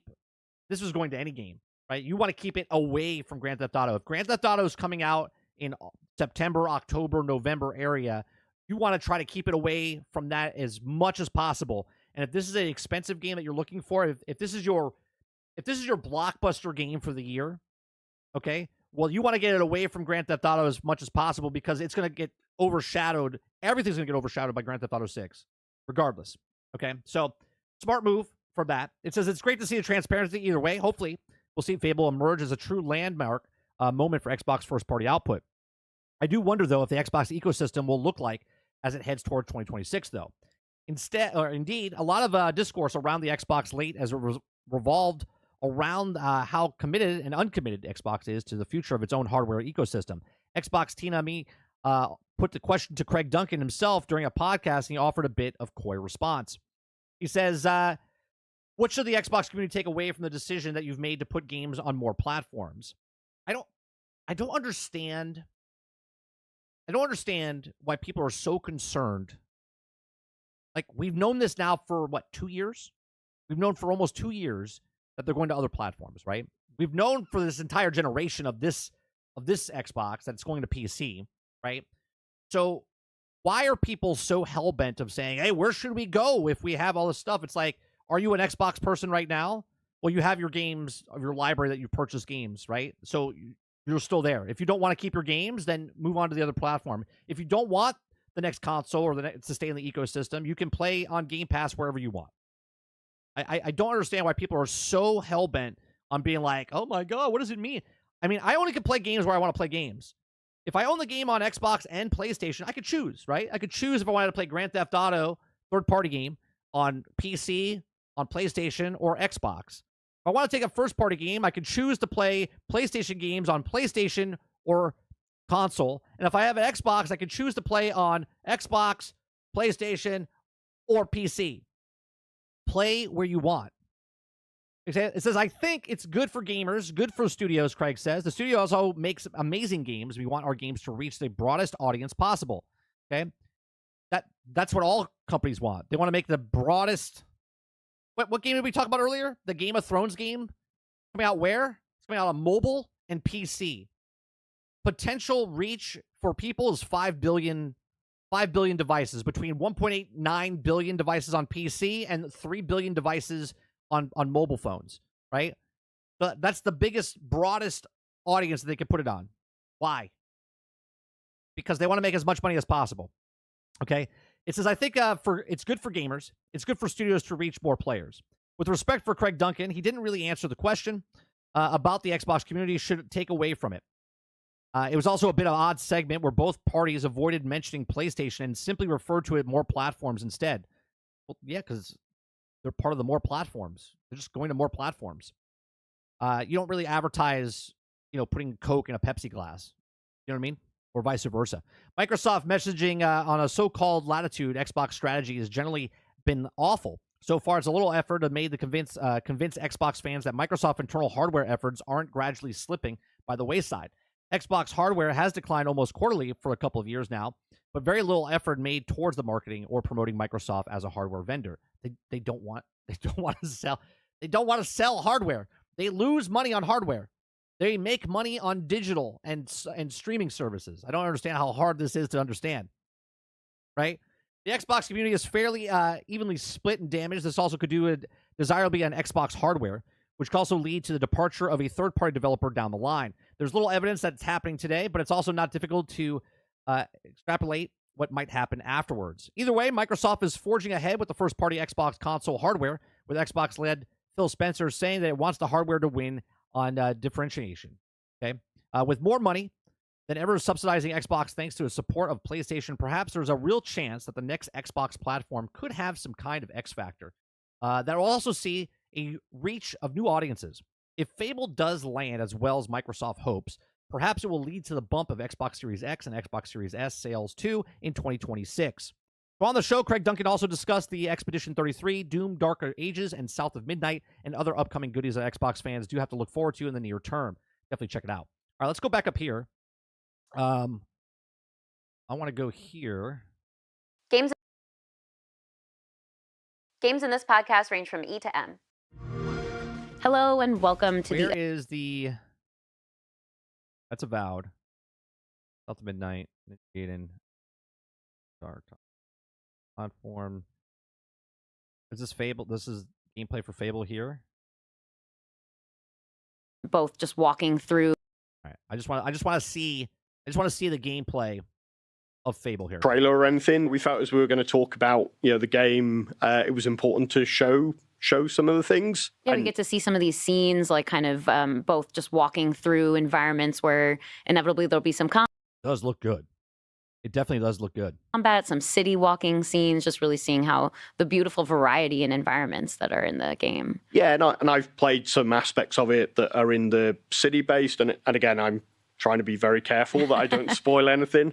Ralph and the team won't forgive me if I spoil something, but I played some of the city elements, I played some of the quests, I A giant fucking rooster. played some of the combat, I played a boss battle, I've used magic. Like, it felt amazing. Like, and I had a great time, and again, I remember the originals. This scene, I've played that in gameplay. I'm not going to spoil the backstory of what's going on, but as you can see, genuinely beautiful. Plays great. She looks terrible. Please tell me we can still create our own character in Fable. Seeing like the cinematics and then cutting to the actual like fight over here, it's gorgeous. You can barely tell the difference, which is such a seamless transition. Yeah, it's very real. Everything you're seeing here is very playable. I've seen a bunch more than that. I'm very excited.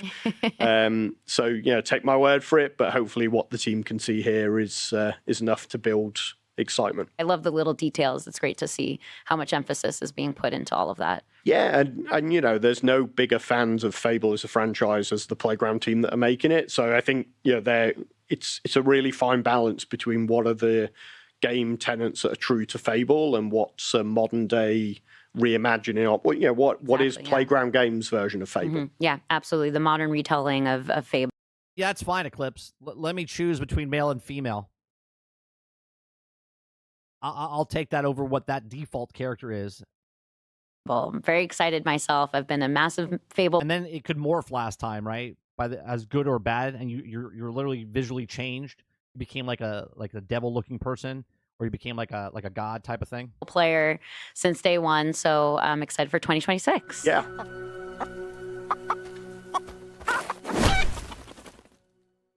All right, well that's All right. Looks pretty good. Visually, anyway. All right, so let me go back to the article here. Yeah, they have to keep it away from Grand Theft Auto 6. Is too big of a franchise that you're going to put this out there, and it has to work, right? This can't come out flawed in any way, shape, or form. And what I mean by that, it can't be a Redfall. Right? Fable has to come out. It has to land. Not only does it have to land for Xbox, but it has to land, in my opinion, for Playground Games. Because Playground Games is known for car racing games, right? They're known for car racing games. And this is their first piece of project that they're coming out with that is RPG, a completely different landscape for what the studio has worked on in the past. So if this comes out, and it's bad to be like, see, you shouldn't have made Playground Games do this. But if Playground Games comes out and they smash this out of the park, okay, then everyone will be like, oh, damn. Like, I want to see what else they can do. And that's, I think, more important because they can do whatever they want now. This is Playground Games, like, put a feather in your cap type of thing, right? I think it's more important for them than it is for Microsoft personally, even though Microsoft's looking for that RPG type of thing, which they have with Avowed, but again, Avowed's not full RPG, right? It's an RPG light type of thing. All right, let me see what you guys are saying in chat here. What's the takeaway? They want people to play software anywhere. Get a clue. Yeah, I don't understand why people are so hell-bent on, but what does it mean for fans of Xbox? If I want an Xbox, should I buy an Xbox? You can buy an Xbox, or you don't have to. How would they advertise on PlayStation? Of course, they're just going to say more platforms. Right. Fable isn't going to land if the main character looks like Frankenstein. Well, right now it looks like Frankenstein. She doesn't look good.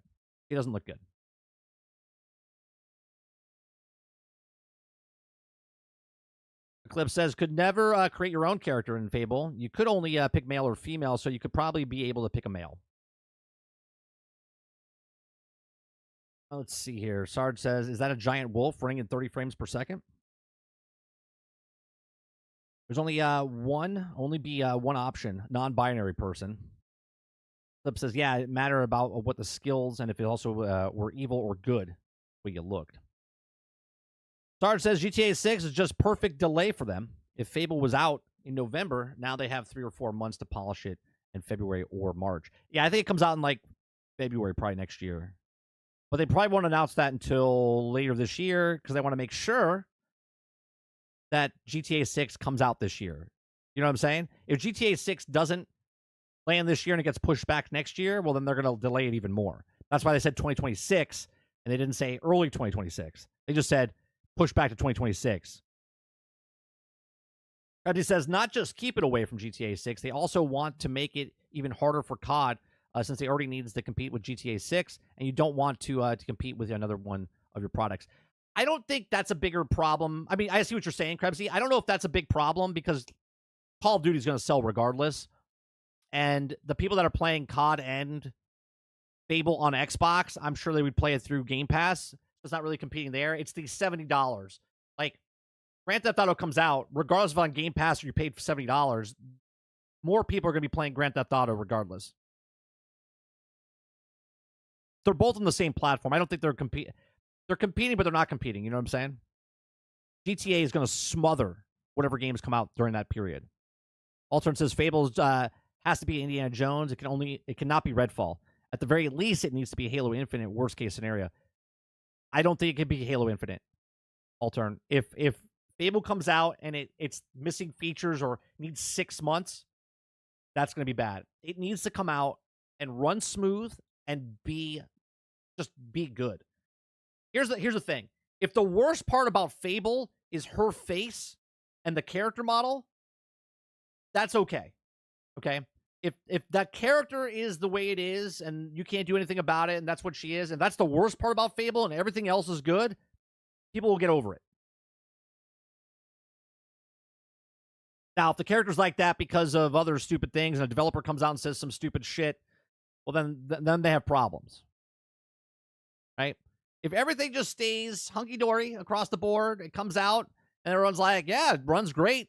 Gameplay is good. RPG is great. It's really detailed. Gameplay is fantastic. But, man, does the character look ugly. Kirby says, yeah, I'm using the engine meant for racing games and made by the studio who makes racing games. Has me hesitant. Oh, absolutely. That's why I said it has to come out good.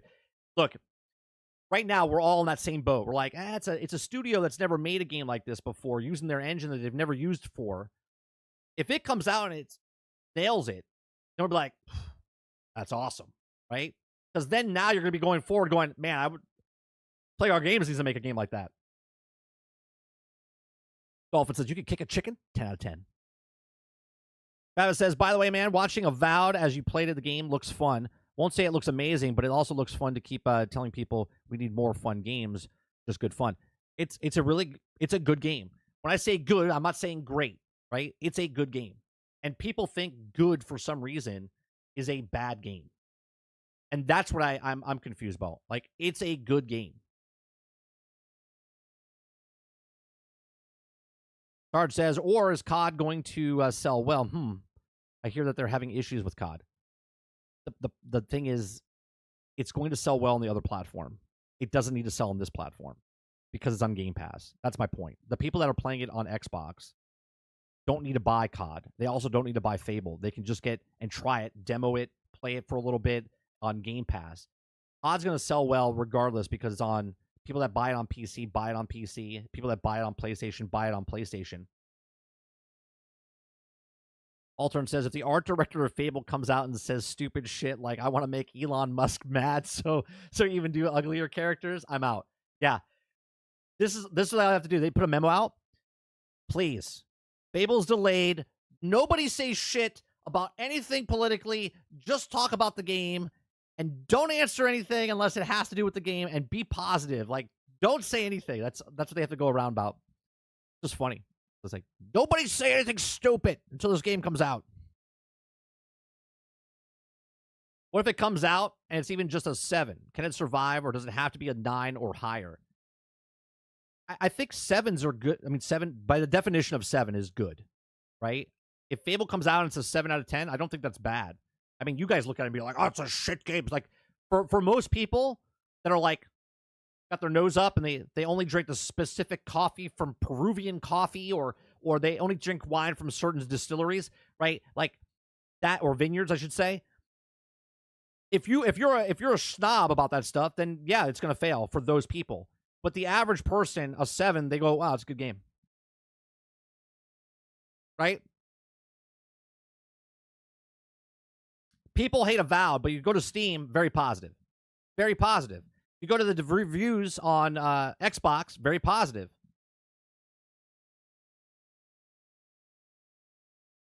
Sarge says 7GN said you can kick a chicken 7 out of 10. Travis says 30. The reason I prefer now Japan does they have 4 people review it and average the score. That's a good system.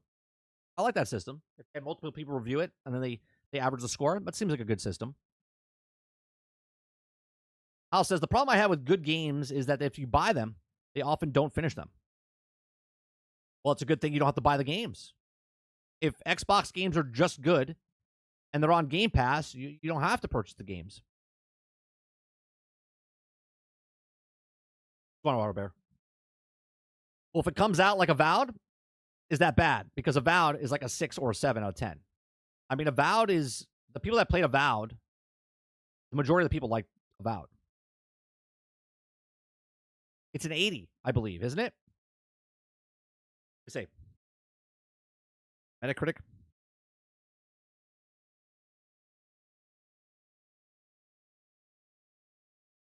$81.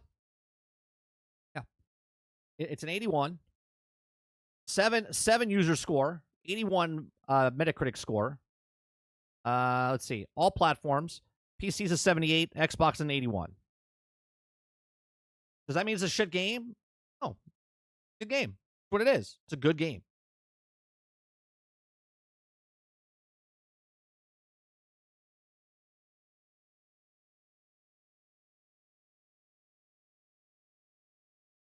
I have a question, right?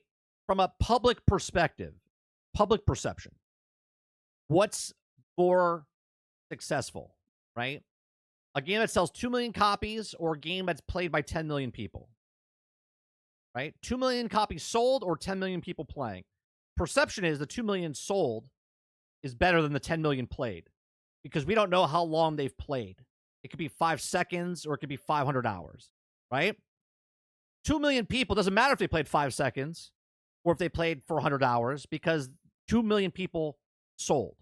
So perception from the audience that likes that stuff is like, well, 2 million is better than the 10 million because we don't know if they bought it or not. But from the developer's point of view, 2 million sales of whatever number and 10 million people playing it of a smaller number, that seems like a better number from their side.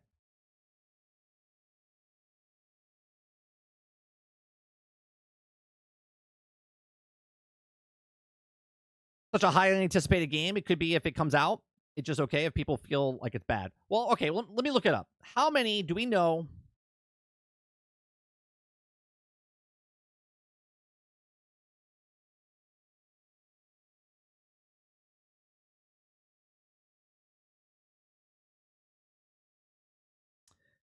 Okay, Fable, 2004 video game.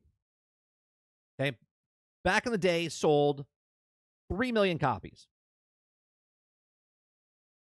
Okay.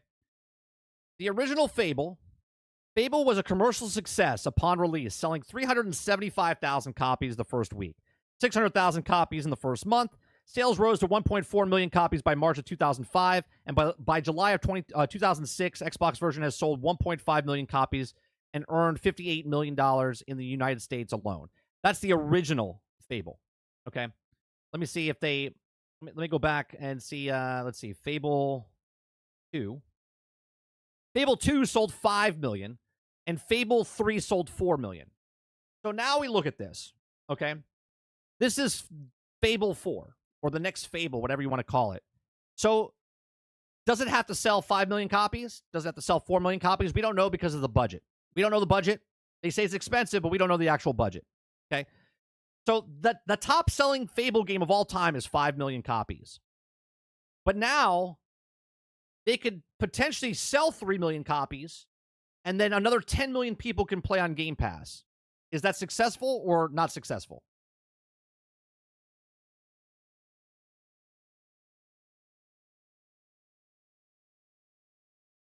Robert Jones says, if it ain't a 9, it's certified trash according to the internet.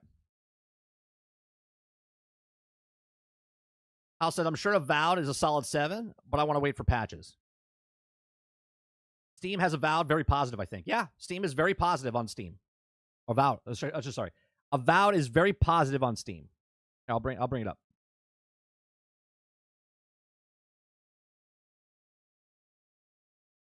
Steam is very positive on Steam, is what I said. Okay. I might have been dropped when I was a kid. Not sure.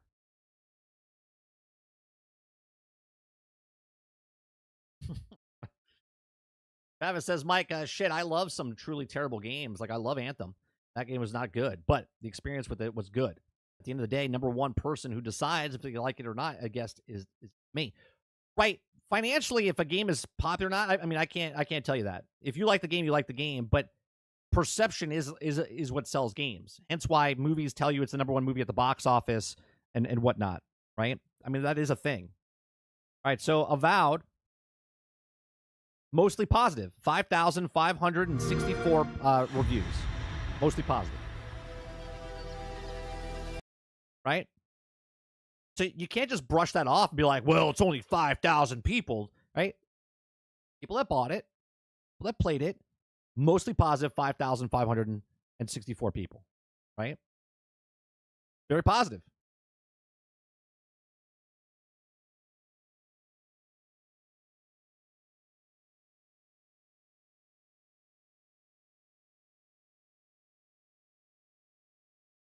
Depends on how you spin it. It has around the same on Xbox also. Altern says, I mean, 2 million people for $70 is a piece is a lot of money.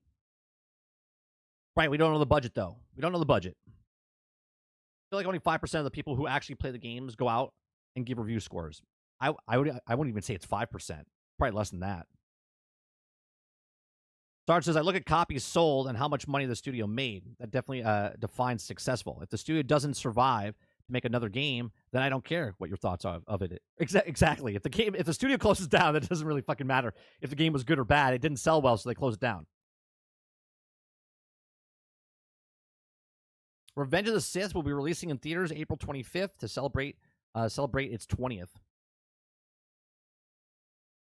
Right, it depends on the profit margin, right? Which we never know. As a consumer, they don't share those numbers, so we never really know.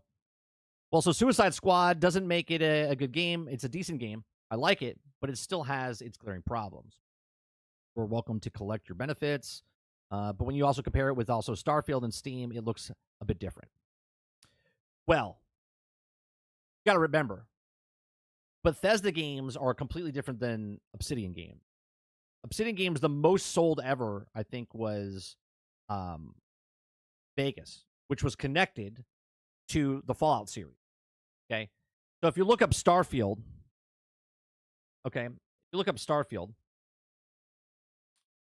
this is Starfield. Yeah, Starfield Shattered Space got mostly negative. Okay, mostly negative. Starfield itself is mixed. All reviews, 107,000 reviews. There's a huge difference between the amount of people that have played Starfield and that are Bethesda fans, the people that played Obsidian games that are Obsidian fans.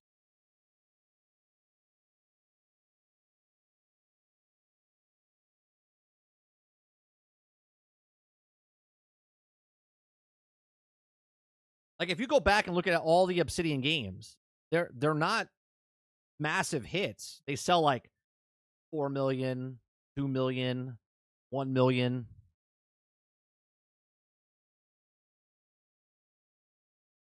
It would all depend on what the budget is, Mordo. You know what I mean? Like, if by definition, here, what is a AAA game?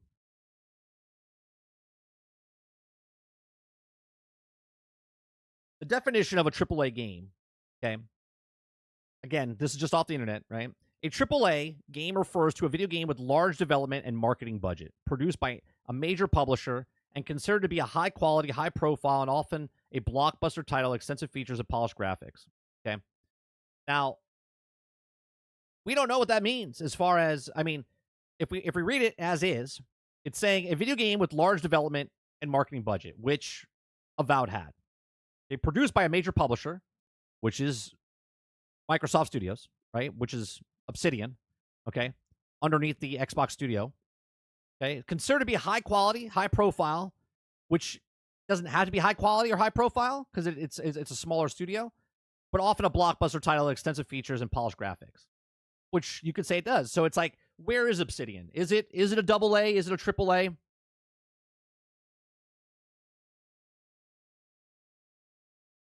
I just don't know what people were expecting. The highest played game in Pillars of Eternity, Steam, it's only at 40K. Right.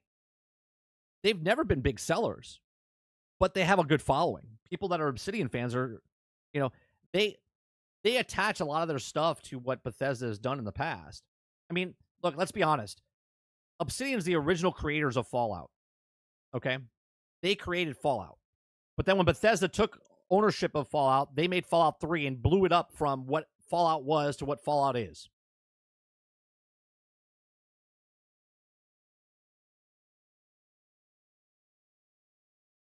Let's see. Fallout game sales.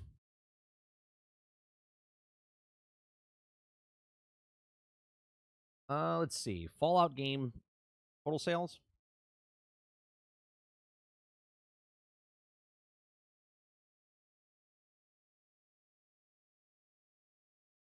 Fallout is a role-playing series originally interpreted was brought to Bethesda after former financial difficulties in earlier 2000s. It became a sister franchise of Elder Scrolls after that. Both developers and the same developers since the series has sold. The total series has sold over 55 million copies. Okay, so here you go. Fallout series, okay? Just look at the difference in the numbers from when Obsidian owned and did it, right? You have Fallout 1997, 600,000. Huge numbers back then. Fallout 2, 1998, 123,000. Okay, Fallout Tactical Brotherhood of Steel, 300,000. Bethesda takes over. Fallout 3 comes out, 12.4 million. 12.4 million. Fallout New Vegas, which is Obsidian, 11.6 million. Fallout 4, 25 million. They're on a completely different playing field than what Obsidian is, right? Obsidian now made New Vegas, but that's off of Bethesda's back of 12.4 million people. And this is one of the most beloved Fallout in the franchise, Fallout New Vegas. And it was horrific. It was so glitchy, so buggy.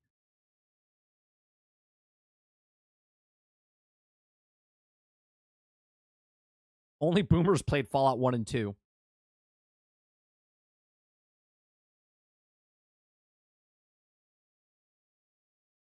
Right? So if Avowed comes out and sells 1.5 million copies, 2 million copies total, we don't know the budget, but I would think that's pretty successful for them. But if it was also played by 5 million, 6 million, 10 million, they'll tell us that number when it hits the number they want to share with. They'll be like, it was played by this many people.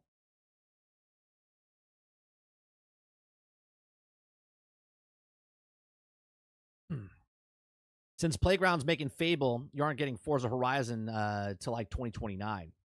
Right? Well, they're also, if I'm not mistaken, there's another studio working on, right? You're not getting a Forza Horizon, but there's the other motorsports one that came out.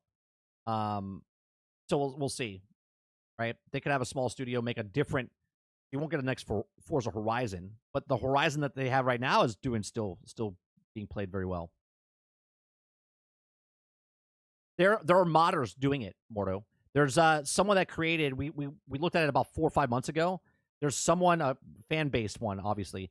Modders making Fallout 1, and there's also modders making Fallout 2 remake in the Fallout, I think, 4 engine, if I'm not mistaken.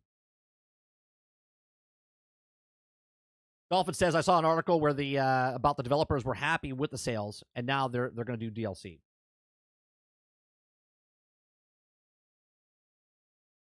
But New Vegas allowed you to make actual choices. They forgave the glitches, to love in the world with the actual choices. You have choices in Avowed, Sarge. You actually have choices in Avowed.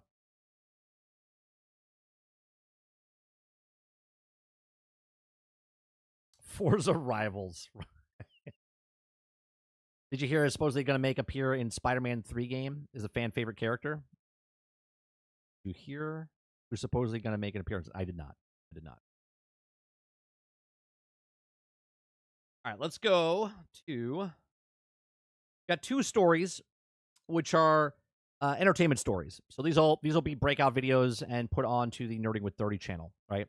Let's start off. Oh, Morbius, your mom. My mom's gonna make it in Spider-Man 3. Oh, I'm proud of her. From Variety, okay. Deadpool creator says Kevin Feige should get off the mound. He's spent as Captain America, Brave New World. New World suffers huge box office drop. Okay, now we do this Monday through Thursday from 10 o'clock in the morning till noon Eastern. If you like it, hit that like button, hit that subscribe button. If you'd like to go above and beyond that, become a member as little as $5. If you're watching this over on Nerding with 30, do the morning show, come on over to our other channel, 30 NSG, and you can watch this live as we do it Monday through Thursday. All right, so every single film since Endgame, right? There's been way more non-successful Marvel films, right? Just off the top of my head, Shang-Chi barely made money. Eternals lost money. Black Widow lost money. The Marvels lost money. This is in the process of going to be losing money. Quantumania lost a shit ton of money. What else? Love and Blunder made money, but it was one of the lower ones as far as successful, as far as people liking it, right? Black Panther 2 made money, but it wasn't as loved as the first Black Panther, right? So there's lots of stuff going on with the Marvel films. More misses than hits. But the hits, like a Doctor Strange, Multiverse of Madness, or even the money they made from Spider-Man, the last Spider-Man film that made like $2 billion and they take their cut, was more than they made off of Black Widow, right? Which is pretty funny. Okay, but here we are. Captain America Brave New World fell at the box office with a 68% drop in its second weekend, marking the third biggest drop in Marvel Cinematic Universe so far after flops like the Marvels, 78% drop. Okay, the Ant-Man and the Wasp, Quantumania, 69% drop. Deadpool creator Rob Liefeld reacted to the news with a blunt statement on X about the president of Marvel Studios. Get Kevin Feige off the mound. He's spent. Okay, those of you that don't understand baseball and stuff, when your pitcher's just done, man, right? He's got no steam left. You got to remove him and put a relief pitcher in, right? Put someone else on there because your ideas are just not landing. Okay. So Rob announced earlier this month that he was cutting his ties with Marvel after him and his family weren't invited to Disney's after party at last July's Deadpool and Wolverine premiere. He said on his podcast at the time, when Disney's decision to meant to embarrass, diminish, and defeat me, he went on to say also cut out of issue he's with the Marvels, including what he perceives to be the lack of respect from Feige, Disney, and Marvel Studios declined to comment. Okay. So as of Captain America Brave New World, the movie opened up in a reasonable strong. No, it's not strong. $100 million is not strong. We can show you what a strong movie looks like at opening weekend. Over a 4-day President Day holiday this month. But the negative reviews of poor word of mouth resulting in a hefty drop in the second weekend. That's because the movie's not good. Because the movie's not good. Okay. While the sequels, 68% decline, in the same ballpark as Doctor Strange and the Multiverse of Madness and Thor: Love and Thunder, those 2022 films had a much bigger debut. The latest Captain America film cost north of $180 million before marketing. It's earned $289. This right here is such a wrong number. This is so false in so many ways. Okay, the movie did not cost $180 million. The reshoots were $180 million. These people are such fucking liars. Okay. The film cost north of $350 million. They did the same shit with the Marvels. They told you the Marvels only cost $180 million, but then when they had to file the taxes over in Britain, okay, they showed you what the actual number was, and it was like $320 million, okay? Such liars when it comes to what the cost of it was, okay? This movie's going to lose upwards to $300 million, okay? This is a new normal for Marvel movies, okay? It says, told by Variety, Brave New World step dropped off. There's still no denying that these movies have appeal and that the Captain America Brave New World will likely three-peat at the box office, but a second weekend drop of 68% reflects less audience enthusiasm, okay, and expected than the Marvels. Not all recent Marvel movies have suffered a similar fate. James Gunn's Guardians of the Galaxy Volume 3 was well received by fans in 2023. That is a sequel. That is a sequel to already beloved characters from Guardians 1 and 2, and they were also linked to the... Look, it got delayed because of the writer's strike or whatnot.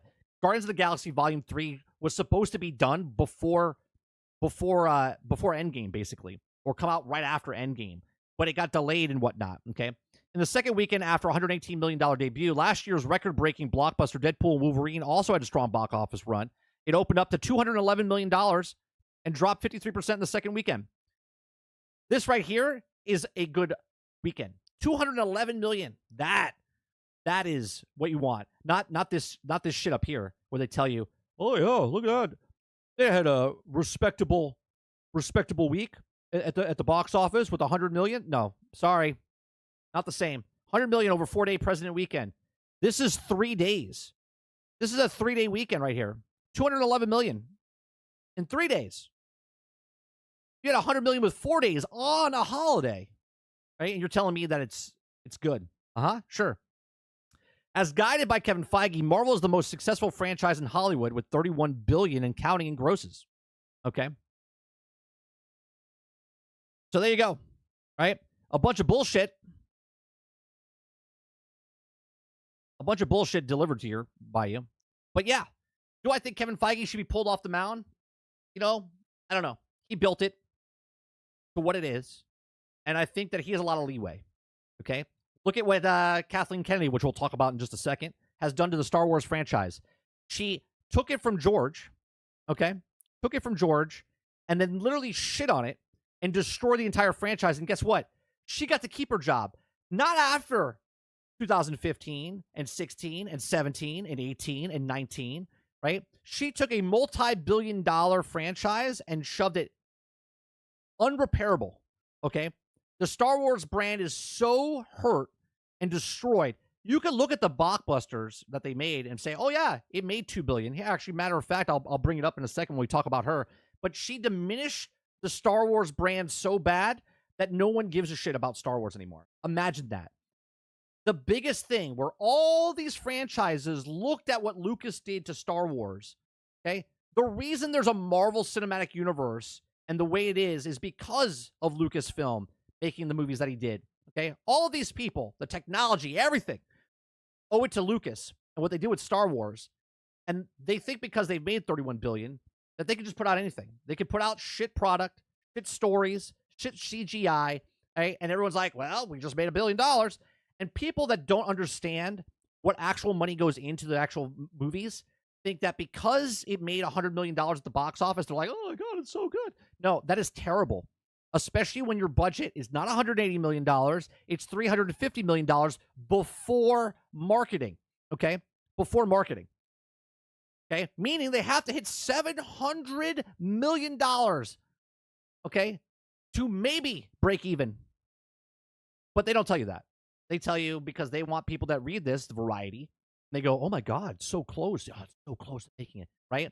And then even if it didn't make the money there, it would make its money by selling DVDs in the past. Well, they don't sell DVDs anymore, okay? And then they put it on Disney Plus, and they're not getting the people. They're losing billions of dollars off of Disney Plus when they put their stuff on there, right? But these are just my thoughts. Let me know yours in the comment section down below. What do you think? Do you think Kevin Feige, do you think that the Deadpool creator that says Kevin Feige should be pulled off the mound? Do you think someone else should put their hat in the ring? Let me know in the comment section down below. Let me know in the live chat right now. Hit that like button. Hit that subscribe button. If you like what I do here, check out some of our other videos. Thanks for watching.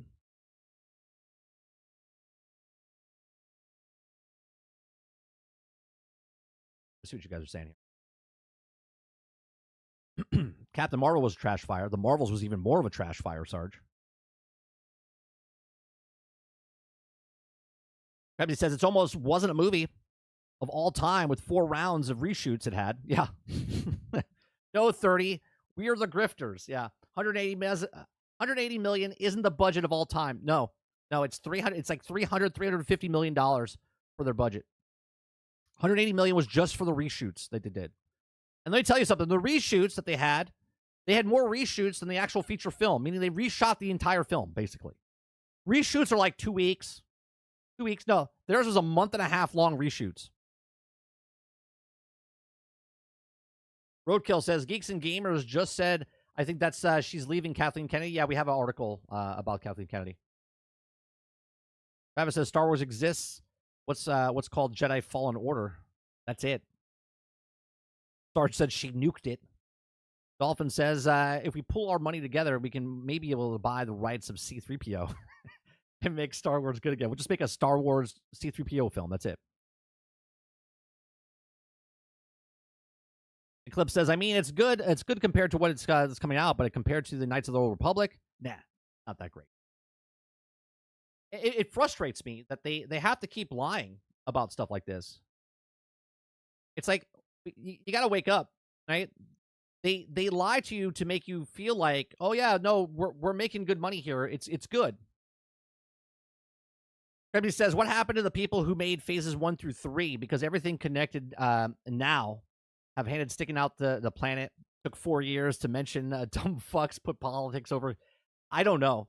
Besides Feige, I don't know if everybody else is staying there. I mean, James Gunn's gone. He's not doing Guardians anymore. Right? I don't know where all the writers went. The brothers are coming back. Right? They're coming back to do the Avengers films. Then we have this one. The next one. Lucasfilm boss Kathleen Kennedy expected to retire this year. I don't know. Stop it. Get some help. I don't know. I'll be honest.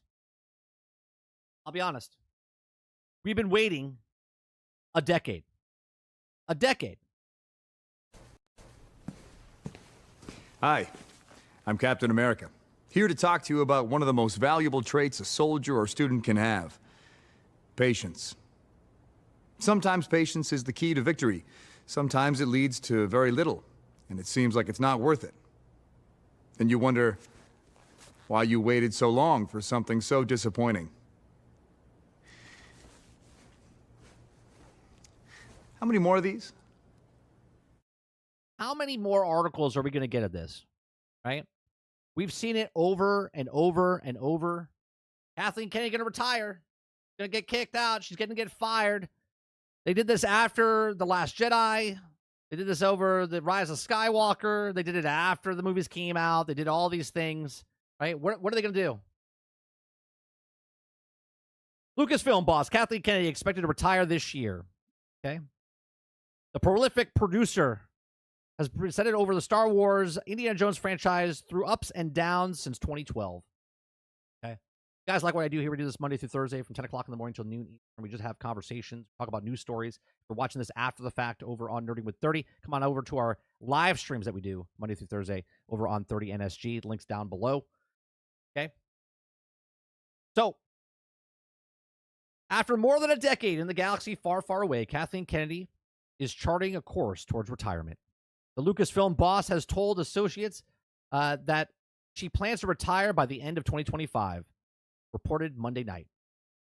Let me tell you, I don't believe it until I see it, okay? I'm not going to get excited.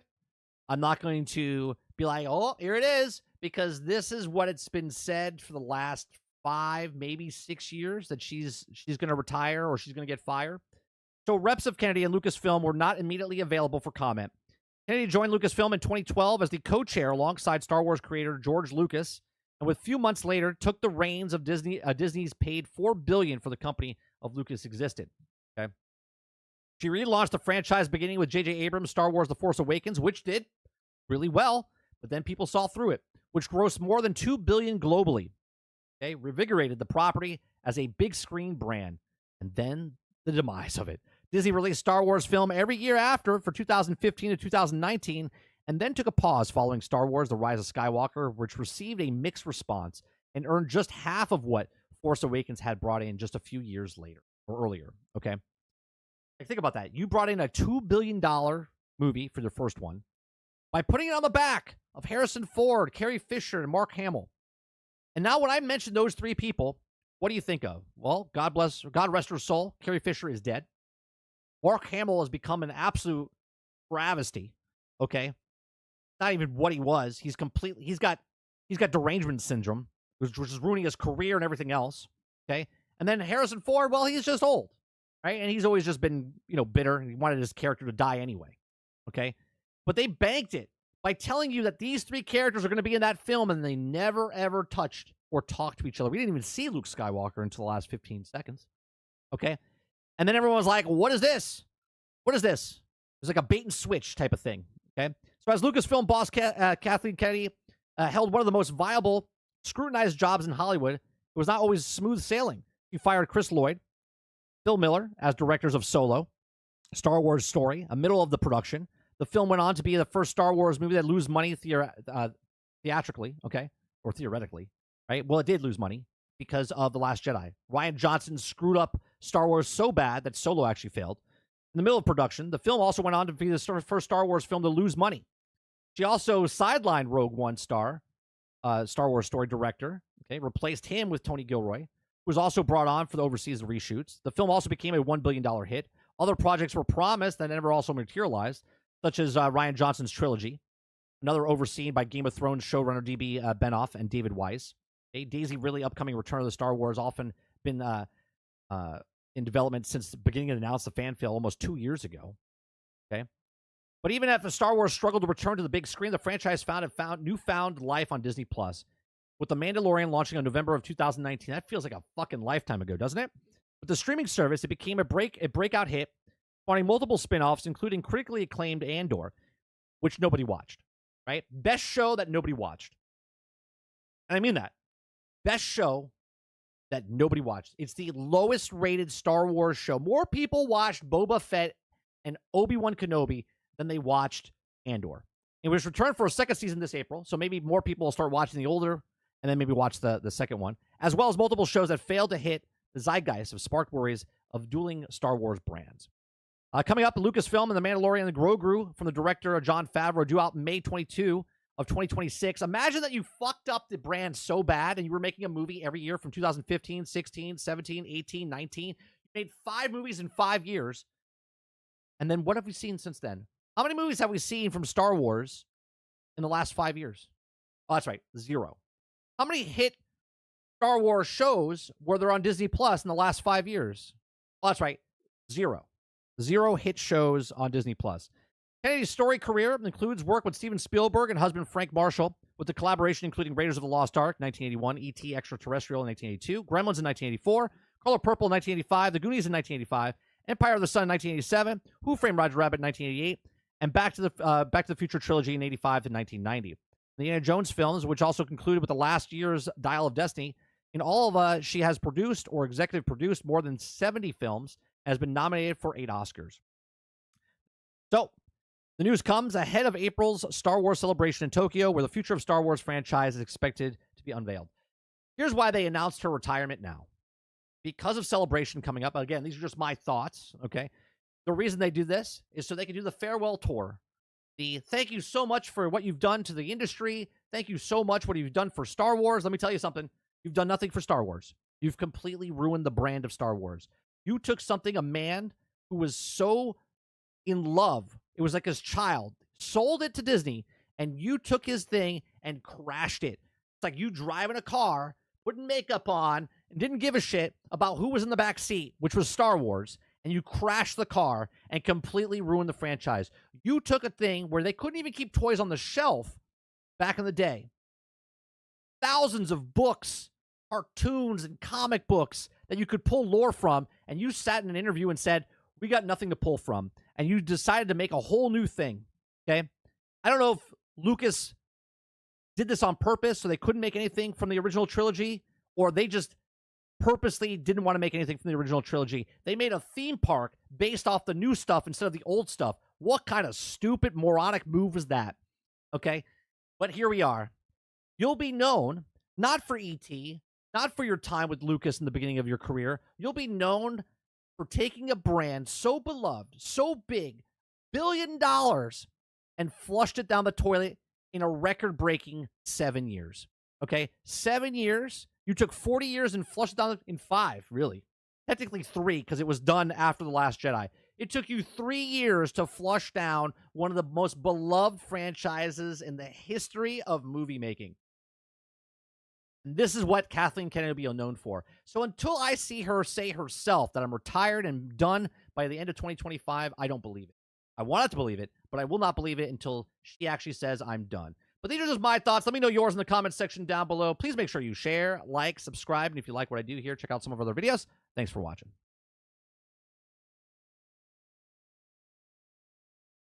All right, let us see what you guys have to say. I like to know who she's got dirt on, because that was the only reason that she's still here. It was something. Sarge says that bitch said she was going anywhere until she had a win. Words explicitly. She said wasn't leaving without a win. Mark Hamill's on an award show and his pants fell off when he was presenting an award. His pants fell off to his ankles. Did you see? Hold on a second. Let me find. I gotta find the thing. Someone put it to a clip. I liked it, so let me bring it up. I thought this was hilarious. Okay, I thought this was profile. Okay, here it is. You want to do it in a podium? All my life. Okay, hold on a second. I'm probably gonna get hit for this, okay, but I don't care. Someone thought about this, okay, and this was fantastic, okay. Speaking of Mark Hamill, Sarge, you were talking about Mark Hamill losing okay. If you guys remember Police Academy was a fantastic little comedy skit type of stuff. So Steve Guttenberg puts a woman who's basically a prostitute underneath a podium to play a prank on somebody. And here we go. Squeeze in here. In here? Yeah. You want to do it in a podium? All my life. Right. I'll be right back. Where are you going? Well, I'm not really the customer. The real customer will be here any second now, okay? Oh, okay. So what makes us love cinema so much that we're all gathered here to celebrate tonight? For me, it's that films create worlds so vivid and stories so powerful that we lose ourselves in them completely. They create immersive cinematic landscapes that feel alive, whether they're set here in London. Perfect. Perfect editing. It's fantastic. Fucking fantastic.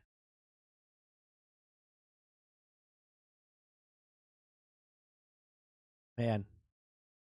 I think it was Nerdrotic. Nerdrotic posted that on Twitter. Oh, man. That's good stuff. Okay. Krabsy says, where's Kevin Feige's Star Wars movie? And one of the Watiti also booked for Boba Fett, Obi-Wan, and The Acolyte.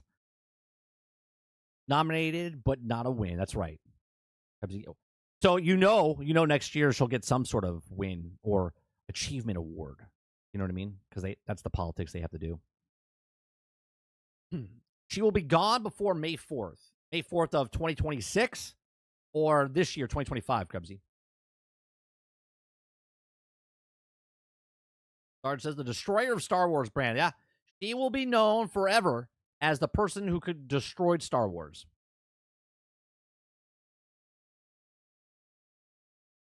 Dolphin says, my ex used to put makeup on and drive. Joke's on her. I was praying we'd crash. Oh, man. Yeah, I love that movie. Beatboxing by the guy was so good. Oh, Michael, what was his name? The black guy. Michael Winslow? I think that's what his name was. Michael Winslow? Yeah. You can keep up with the date Simple Blue Sky account. You can keep up to date the Simple Blue Sky account. Oh, for what? For Kathleen Kennedy? Achieve what? She destroyed the entire brand? Well, that's an achievement, Sarge. That's an achievement. That would be a great reward to give her. Matter of fact, when she wins the award, when she wins an award for whatever reason, okay, I want someone to dub over it and say, for the person that destroyed a brand the fastest ever in the history of Hollywood, and then give her the award. That's what I want to see. Altern says, you know the phrase, some things are too big to fail? Well, she's proven the world otherwise. She took it as a challenge. I want to show you. I'm going to bring up the look at this. This is quite impressive, okay? Quite impressive.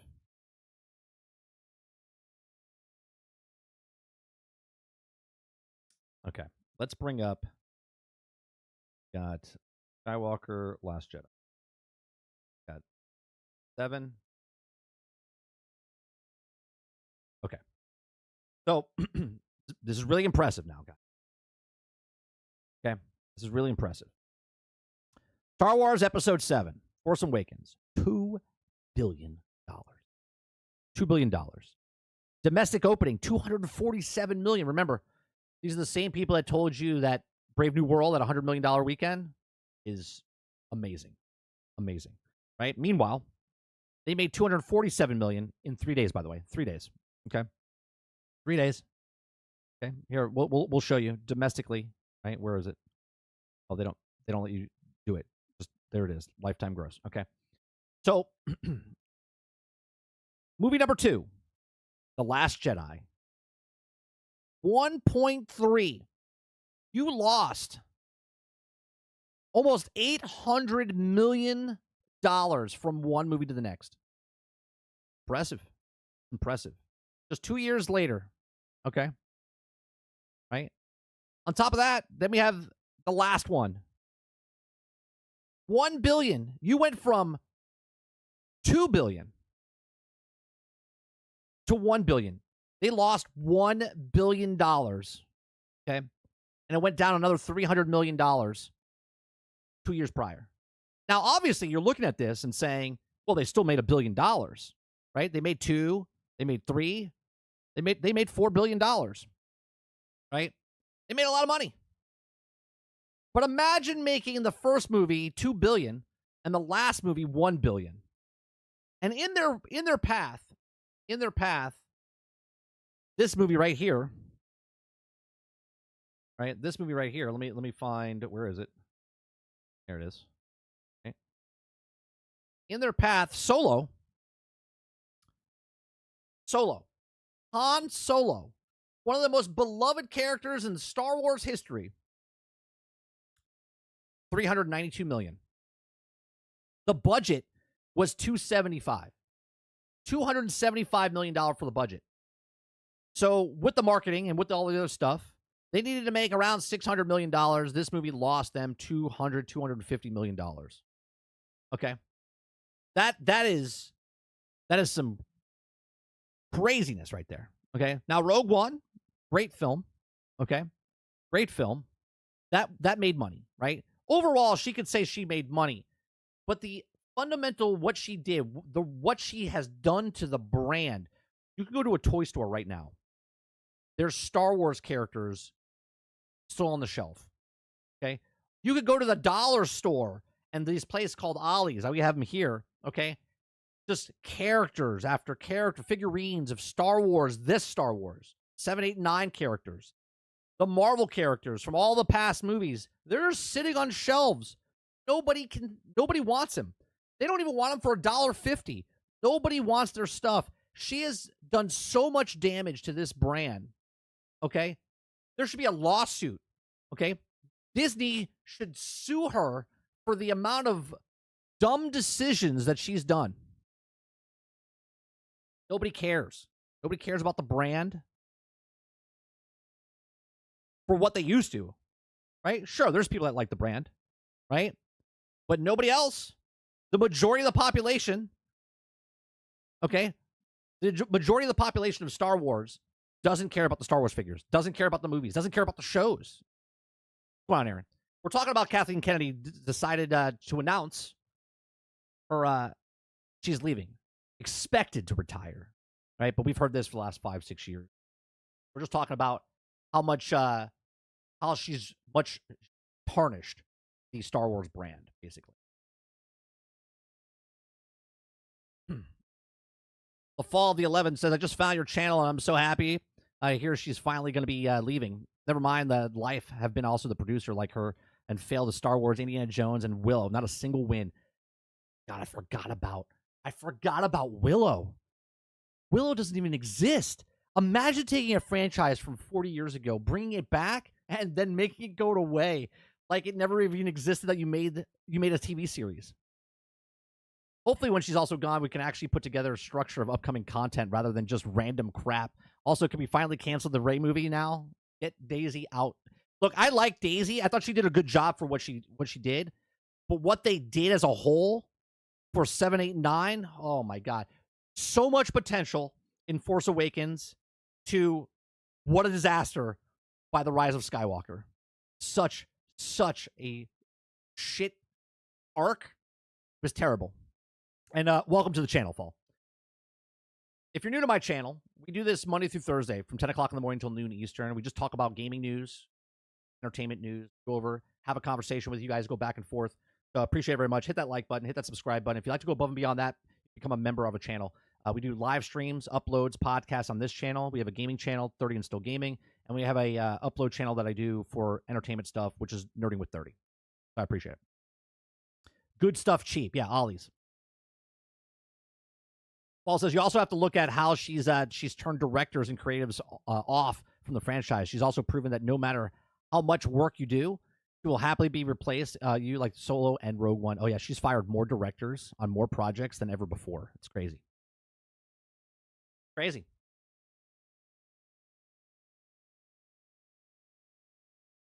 Dolphin says how she's ruined all of our childhoods.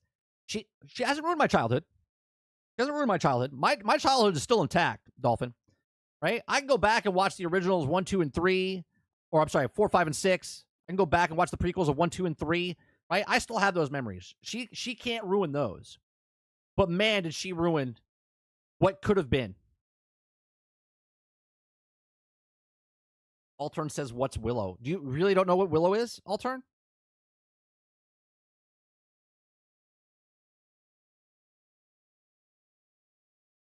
Right, it did so bad, they removed it off the platform.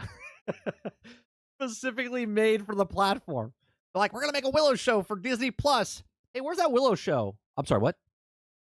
The Willow? That you had Willow.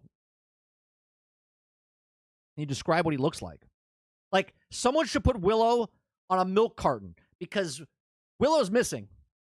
He was there, and then he's not. So bad.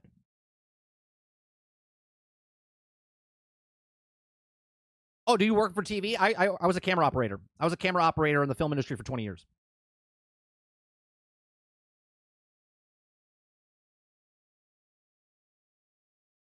Let's see. I'm happy Trump is running the country again. Things should get back to normal. Hopefully, Aaron. We'll see what happens. Dolphin says, just kidding. I never heard of Willow either. You've never heard of Willow? You guys don't know what Willow is?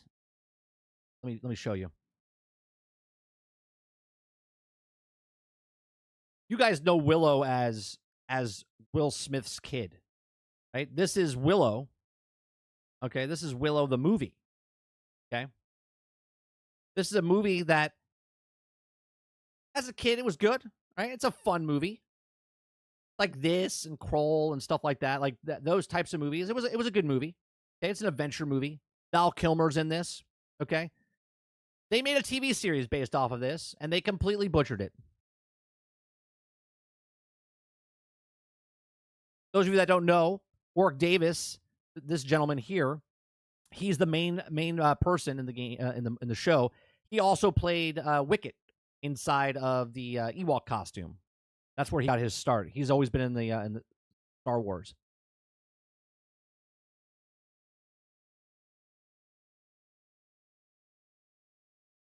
Oh, nice. Imagine Lucasfilm, Lord of the Rings. Oh, that'd be good. Yeah, whip your hair back and forth. Yeah, not that Willow. A completely different Willow.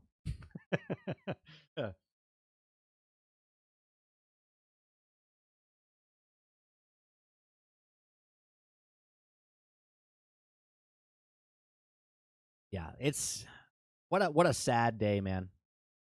We will have a party I'll throw myself a pizza party when Kathleen Kennedy retires.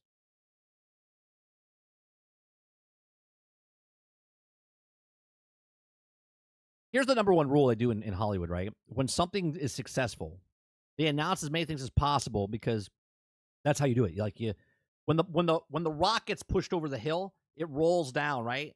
And no matter what happens, people are like, "Oh yeah, it's the motivation of the rock. It's gonna destroy whatever's in its path." Okay, because they can't stop it.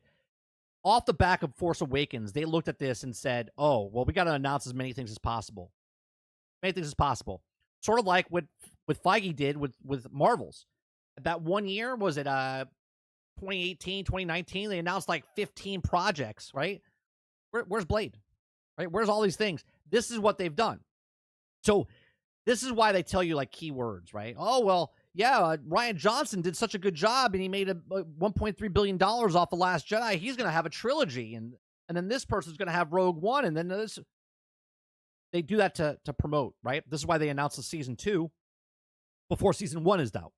Right? They announced season 2 before season 1 is done because season 1's not doing very well. Right? Season 1's not doing very well, so they announced it. If a show's doing well, they'll tell you there's a season 2 after season 1 is successful. If they tell you season 2 is happening before season 1 even comes out, that's to tell you that, well, season 1 is so good, we're already making season 2, so you need to watch it. Okay? And that's some bullshit. That's not how it works. Right? The proof is in the pudding. Put your project out. I don't care if you're writing a book. I don't care if you're doing a DJ show. I don't care if you're writing a TV script, a movie, a record. Put it out. If it's successful, then you make the next thing. That's it. I can't tell you, hey, tomorrow's show is going to be so good. So good. We're not even done with today's show, but tomorrow's show is going to be so good. You should tune in tomorrow.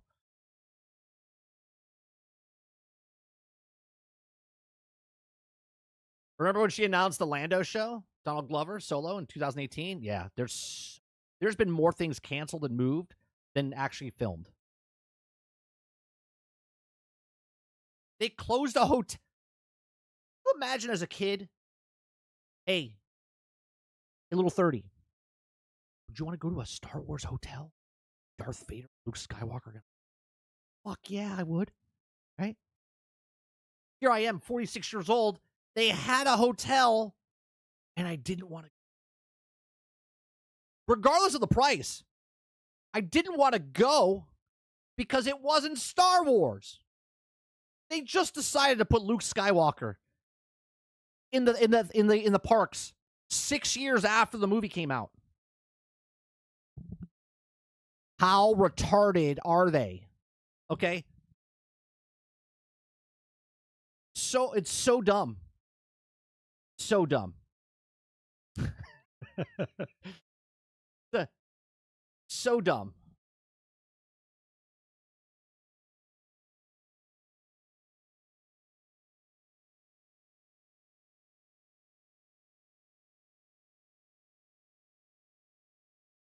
So Hollywood's constantly pulling a bungee? Yeah, I guess.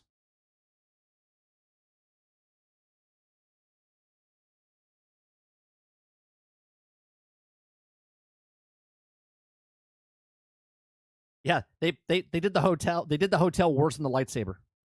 Oh, did you guys have to see this? This is how creative people are. I got to see if I could find it. Okay, this is actually what time is it? Oh, it's 12:44. Yeah, it's surfing the web. I forgot to like it this morning, but there was a guy on my feed. Okay, who's this? 20th anniversary, episode 3, Revenge of the Sith. Okay, April 25th. There was a guy at a convention, and I want to show you how much passion fans have over what people have in the actual. Okay, let's see if I can find it. Okay, really cool, simplistic, obviously, but really cool nonetheless. Let me see if I can find it. I'm going to scroll down. I didn't like it or bookmark it, which was I should have, but I didn't. It was this morning, so it was like 3 hours ago. Let's see if I can find it. While I'm scrolling. Did I miss the Battlefield discussion? Oh, no, I didn't even put that. We'll have to move that to probably tomorrow. I don't have time for today. We're going to talk about the what what's his name did, Level Cap. Level Cap was talking about what type of things you could put inside the game to make it better, which you talked about. Which maybe what I'll do is I'll just wait for it to GXG. Either tomorrow or maybe we'll do it on GXG, and you can talk about it as well. I just figured it was fresh and we could talk about it, but I don't want to watch the video because then it will go way over. We talked about a lot of different stories. This thing. An hour ago. There was a guy at a convention, basically what I'm trying to find. There's a guy at a convention, and he was doing a lightsaber and all this stuff, but he had a rope, like a string attached to the lightsaber, and it made it look like he had the force power, and he was like spinning the lightsaber around his head and also catching it. It was smooth as hell. I was like, that's cool, right? It looked better than the actual CGI that they do in the actual movie, which I thought was hilarious. I'm trying to find it. That's one thing I don't like about X or Twitter. Like, if you don't like something or something, it's impossible to find something. But in general, I'll tag you. All right.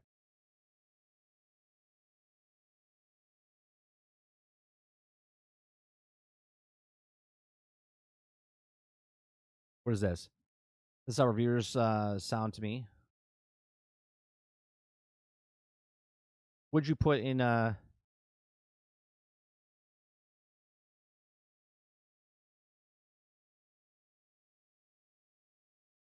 Oh, did you put the lightsaber thing in the general? You watched that today? Yeah, the guy was at the convention. He was like flying the lightsaber around. It was so cool.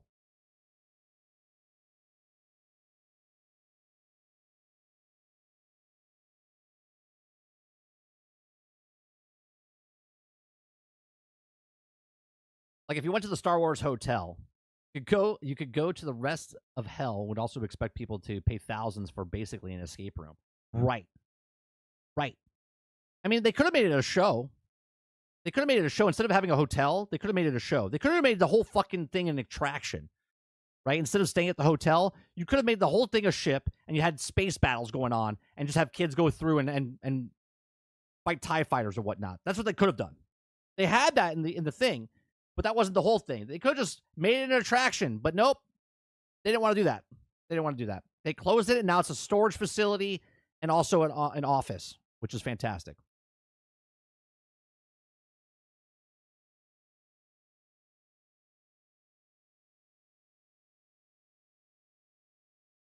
Go on, Mr. Luke. Star Wars Talk section? Okay.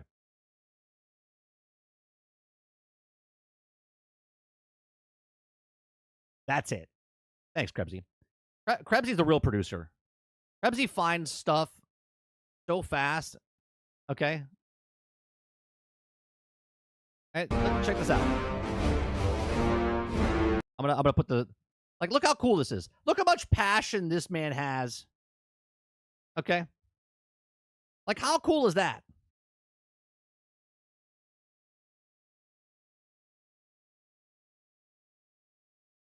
Right? At a convention, just geeking out, man. Love it. I love it.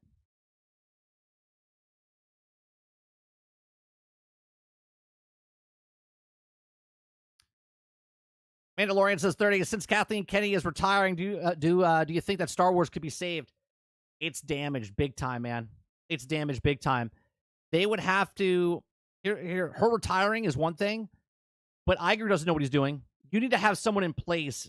It all depends on who they put in place. If they put Dave Filoni in charge, I'm not confident. Because Dave Filoni, he's been changed. I'll put it that way. Okay?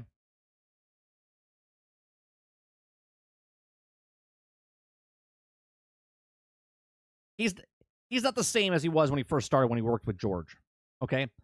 So they've completely changed fundamentally what Star Wars is. I think they could tell so many good stories with Star Wars. They could do a whole bunch of different things. I think the brand is way too damaged. And to come out of that, even if the Mando movie comes out and it's good, it's going to take multiple movies to come out to give trust back into the brand. 30, I think the best choice would be Filoni, along with someone else. I don't trust Filoni. If you talked to me 5 years ago, I would agree with you. Filoni would be the answer. But he is not the answer. He's not the answer now.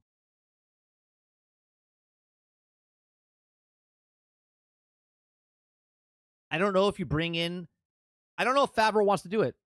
I'll be honest. I think Favreau, I mean, I think at one point he wanted to. But the fact that, you know, if Favreau takes over, that will definitely make my foundation more solid for what the future is of Star Wars. But if they... No, George Lucas is out. George is done. If he comes back... Here, I'll do my little prediction here, right? I'll do my little prediction. I think if Filoni comes in, we're still in shaky ground. If Favreau takes over and he's the new George Lucas, right? Because Favreau moves the industry forward with the technology and stuff that he's working on with the different films that he does, okay? If Favreau takes over Star Wars and he is the new head of Lucasfilm, my foundation will be solid again, and I feel like it'd be a better choice. And I think that when he becomes, if he does become the head of Star Wars, Lucas obviously will come in and be an associate. He's not going to do it, but you know what I mean? Filoni's been he's been tainted, man. I don't have trust in him. The reason I think Filoni is current best choice is simply because I feel with that not being under Kathleen anymore, we'll have to worry about that he has to focus on what he perhaps, but I still wouldn't be sold on it. Filoni becomes who he is working with, George Favreau, when Kathleen Kennedy, Filoni is not the way. Yeah, Favreau I think would be the way. Filoni not so much. I think you gotta have someone that's passionate but not tainted. And I don't think Favreau's tainted. I think Filoni is. Yeah, advisor, mentor.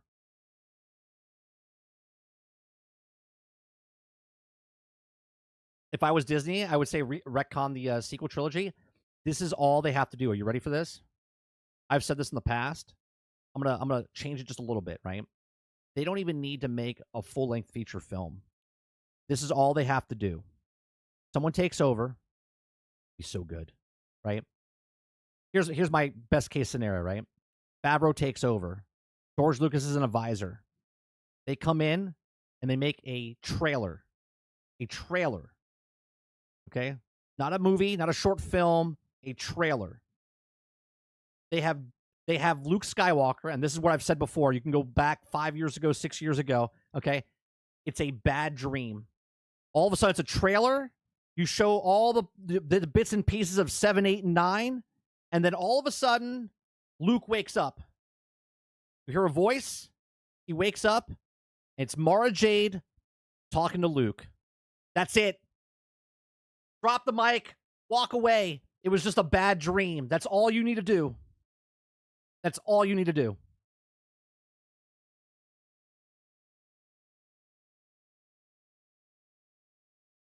You think Kathleen leaving will cancel the Rey movie? No. No, I think the Rey movie is going to be the last thing that she puts out. This is why I'm not okay, because if she leaves, that movie still comes out, she's still there. Right?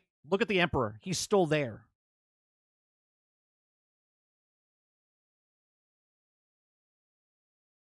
Give me a live-action Force Unleashed with the actor from the game who also voices Darth Maul. He played Darkseid in Smallville. I forget the guy's name off the top of my head. Marshall says, would it be bad if Disney said they're going to reboot the entire franchise? I think at some point, I think they have to. And I'll tell you what. If they do it, I would be okay if they make it like Rogue One style. Do you know what I mean? If they take the trilogy and redo it, but they make it more realistic and unlike what George did and make it more like Rogue One, same story.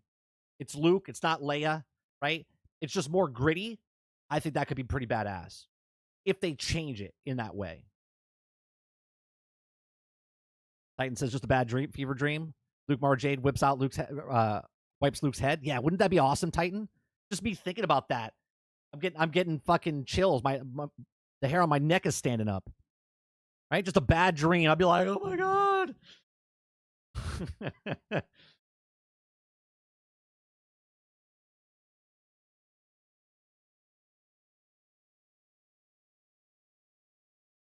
Put Mara J as Brie Larson. Look, I'm okay with Brie Larson. I don't think she's a bad actress. I think she would be a good actress. Actually, I think she would be a good Mara Jade, if I have to be honest.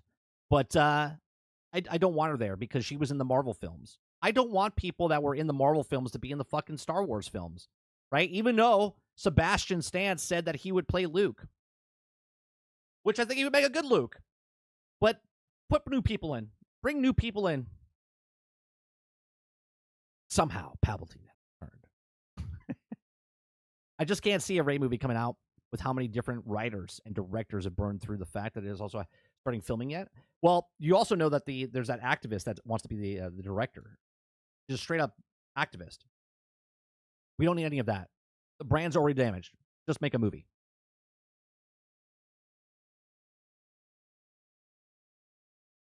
Do you think starting at the prequels era would be a good start for Star Wars? Oh, that'd be interesting. Instead of starting with 4, 5, and 6, starting at 1, and then redo it from 1 through 6. That would be interesting. Look, if they're going to do it in a way, don't swap people, right? I don't want Luke to be Leia, or it's a female, or Darth Vader's a different. Just same cast of story characters, right? I don't need Lando to be like a white guy now, okay? And like Luke's a black guy now, right? No, just tell the same story, but make it grittier. Make it like Rogue One. I think that would be awesome. The Clone War era with the grittiness of like Rogue One, that would pretty be badass, wouldn't it?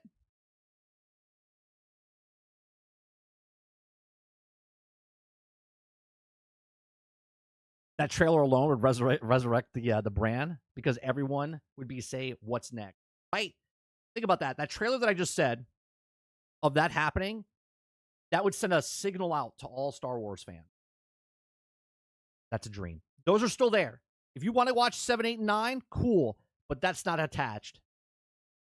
And then they make their own 7, 8, and 9 that connects. Obviously, it would have to be CGI and whatnot because the actors are all either retired, old, or dead.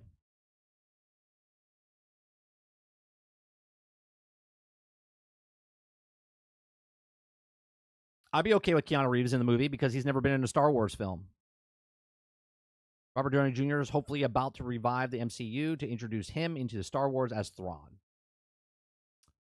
Downey as Thrawn might be good, but again, I don't want people that were in Marvel into Star Wars. I don't.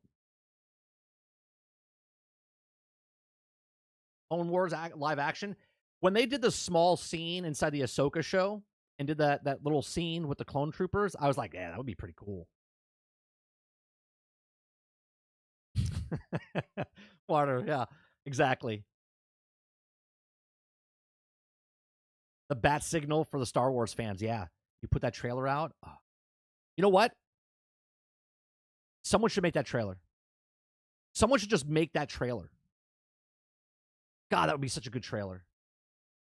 God, I wish I had time to make that trailer of Luke sleeping and hearing all the voices in the background, showing clips of 7, 8, and 9. And then all of a sudden you hear, Luke, Luke. And it sounds like his aunt. It sounds like his aunt from the original Star Wars calling out his name. Okay? And then all of a sudden, it tunes in, right? It tunes in. It gets clearer and clearer and clearer. And then all of a sudden you hear the voice and you're like, who's that? That's not his aunt. And then all of a sudden, bam, fucking Mara Jade, right? Has the kid in hand, right? Has one of their children in hand, wipes his forehead. It's okay. It's just a bad dream. Boom. Fucking brilliant. That's what you need. That's what you need. Even if it's a fan-made thing, that's what Star Wars fans need, man. That would bring hope. That would bring fucking excitement.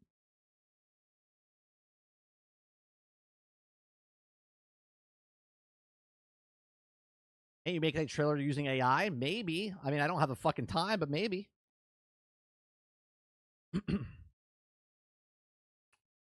What would be your reaction if they bring back Padme? Bring back Padme as far as she didn't die? Like an alternate, like, what if?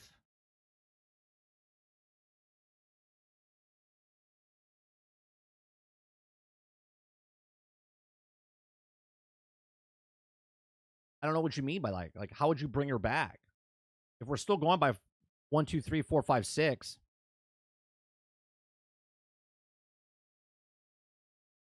Reboot it, call it Star Wars A New Hope 2 or Star Wars Reborn. Star Wars Reborn would be actually pretty interesting if they did that.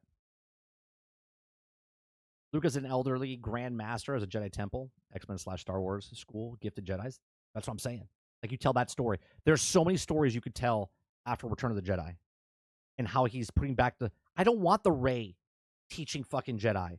I want the Luke teaching Jedi. I want Luke, right? He was supposed to bring balance to the Force. He was supposed to bring the Jedi Academy. He is supposed to do that. Fucking Rey. No one cares about the character of Rey. You could make a fucking mini-series of Luke and R2 going on trips, right?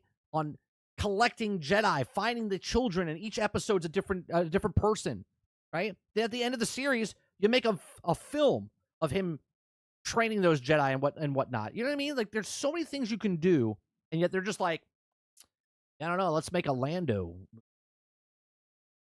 Star Wars, and we've had this conversation before, and I'm going to wrap it up in a little bit here, okay? We've had this conversation before. No, Krebsy's against, I hate Luke's story, I hate this thing, right? Star Wars is about the Anakin Skywalkers. It's about Anakin Skywalker. It's about Luke Skywalker. That's what Star Wars is, right? Just like Indiana Jones is about Indiana, okay? Just like James Bond's about James Bond. Star Wars is a big galaxy, but it's about the Anakin Skywalker. It's about Luke Skywalker. It's about that family of the Skywalkers, okay? It's about Jedi, about bad and evil, okay? That's what I want to watch. I don't care about all the other shit, okay? You want to tell this story? You want to tell spin-off stories? Cool. But you know how many people would love to watch Luke Skywalker instead of Rey Skywalker making an academy? Fuck things up, have Kylo get Rey pregnant, and give birth to Mara Jade. Then Mara Jade uses the world between worlds to go back and marry Luke. It's actually pretty good, Krebsy. It's actually pretty good. That'd be pretty ridiculous, right? Then inbred. Then it would be in Alabama. Disney's idea was to bring back Padme back from the other world in the Ahsoka show, bring her back. But then what the fuck does she do then? You bring her back, but then that... I mean, maybe, but where do you go from there? You bring back Padme, what does she run for office? She gets to be a motherly figure, and then we have to have a conversation about where she was and how Leia can now become a strong, whatever. I mean, bringing Padme, what does that do?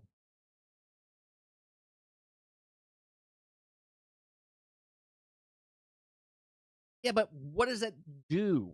What does it do for the overall story? She's not force sensitive. She's just a really good leader.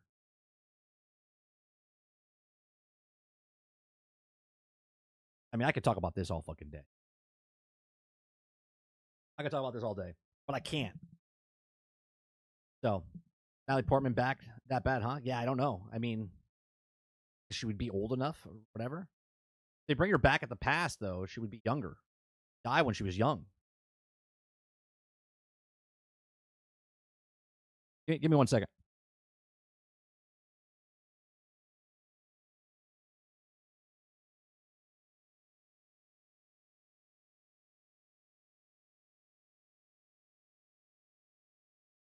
All right. Maybe it's just to replace Leia with Padme as rebellion leader.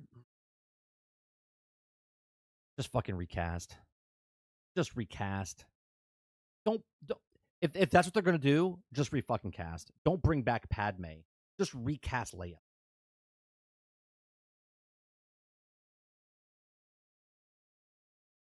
Take the place of her. See, this is why it's so stupid. This is why they should have made Rey one of the daughters of either Obi-Wan, Luke, Leia, right? But she's not. She's attached to she's attached to the Emperor. Like the dumbest move. Maybe just I don't know. Yeah, well, her actual daughter, Carrie Fisher's actual daughter, said she would play her. Adam Driver as Vader work? Why would he want to play Vader?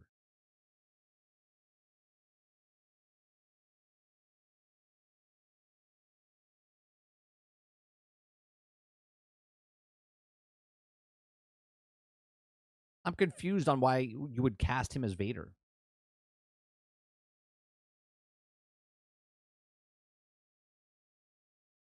All right. We'll be back tonight. I'd love to talk about this more. But I got to do stuff around the house. And we'll be back tonight, 8 p.m. Eastern, for some more Avowed. If you guys want to watch Avowed, come on over to our live gaming channel, which is 30 and Still Gaming. The link is in the description down below in the YouTube channel. So check out that other channel. If you want to check out our other channel, Nerding with 30, talks about movie, entertainment news, and stuff like that. Or you can come back tonight back tomorrow morning for 30 NSG, which is right here for the daily grind. Appreciate it very much, because if they're rebooting it, they might change actors. Well, if they're rebooting the series, not rebooting 7, 8, and 9, right? They would reboot Star Wars. So I don't want Adam Driver as the characters.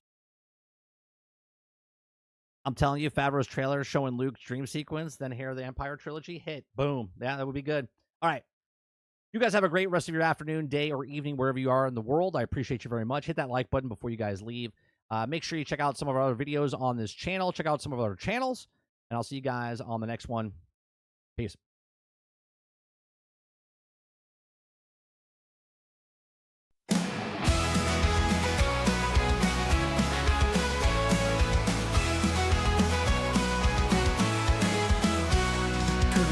Sunshine, rise and shine. The daily grind is here on time with gaming news and fun galore. We'll chat and entertain once more.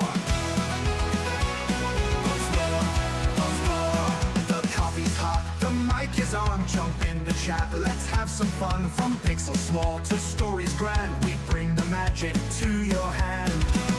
We're nitty, tune in daily, don't you miss entertainment wrapped in bliss. From new releases, tips and tricks, the daily grind, your morning fix. Controller ready, headset too, we've got the updates just for you. From late night streams to morning plays, we cover gaming always. Amaze, controller ready, headset too, we've got the updates just for you. From late night streams to morning plays, we cover gaming always. Laughs and news, our winning blend, the show with you, our dearest friend. Comments rolling, chats arrive, the daily grind, 5-star vibe. Tune in daily, don't you miss entertainment wrapped in bliss. From new releases, tips and tricks, the daily grind, your morning fix.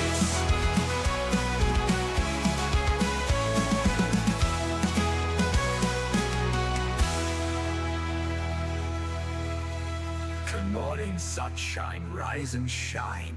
The daily grind is here on time with gaming news and fun galore. We'll chat and entertain once more. The coffee's hot, the mic is on. Jump in the chat, let's have some fun. From pixels small to stories grand, we bring the magic to your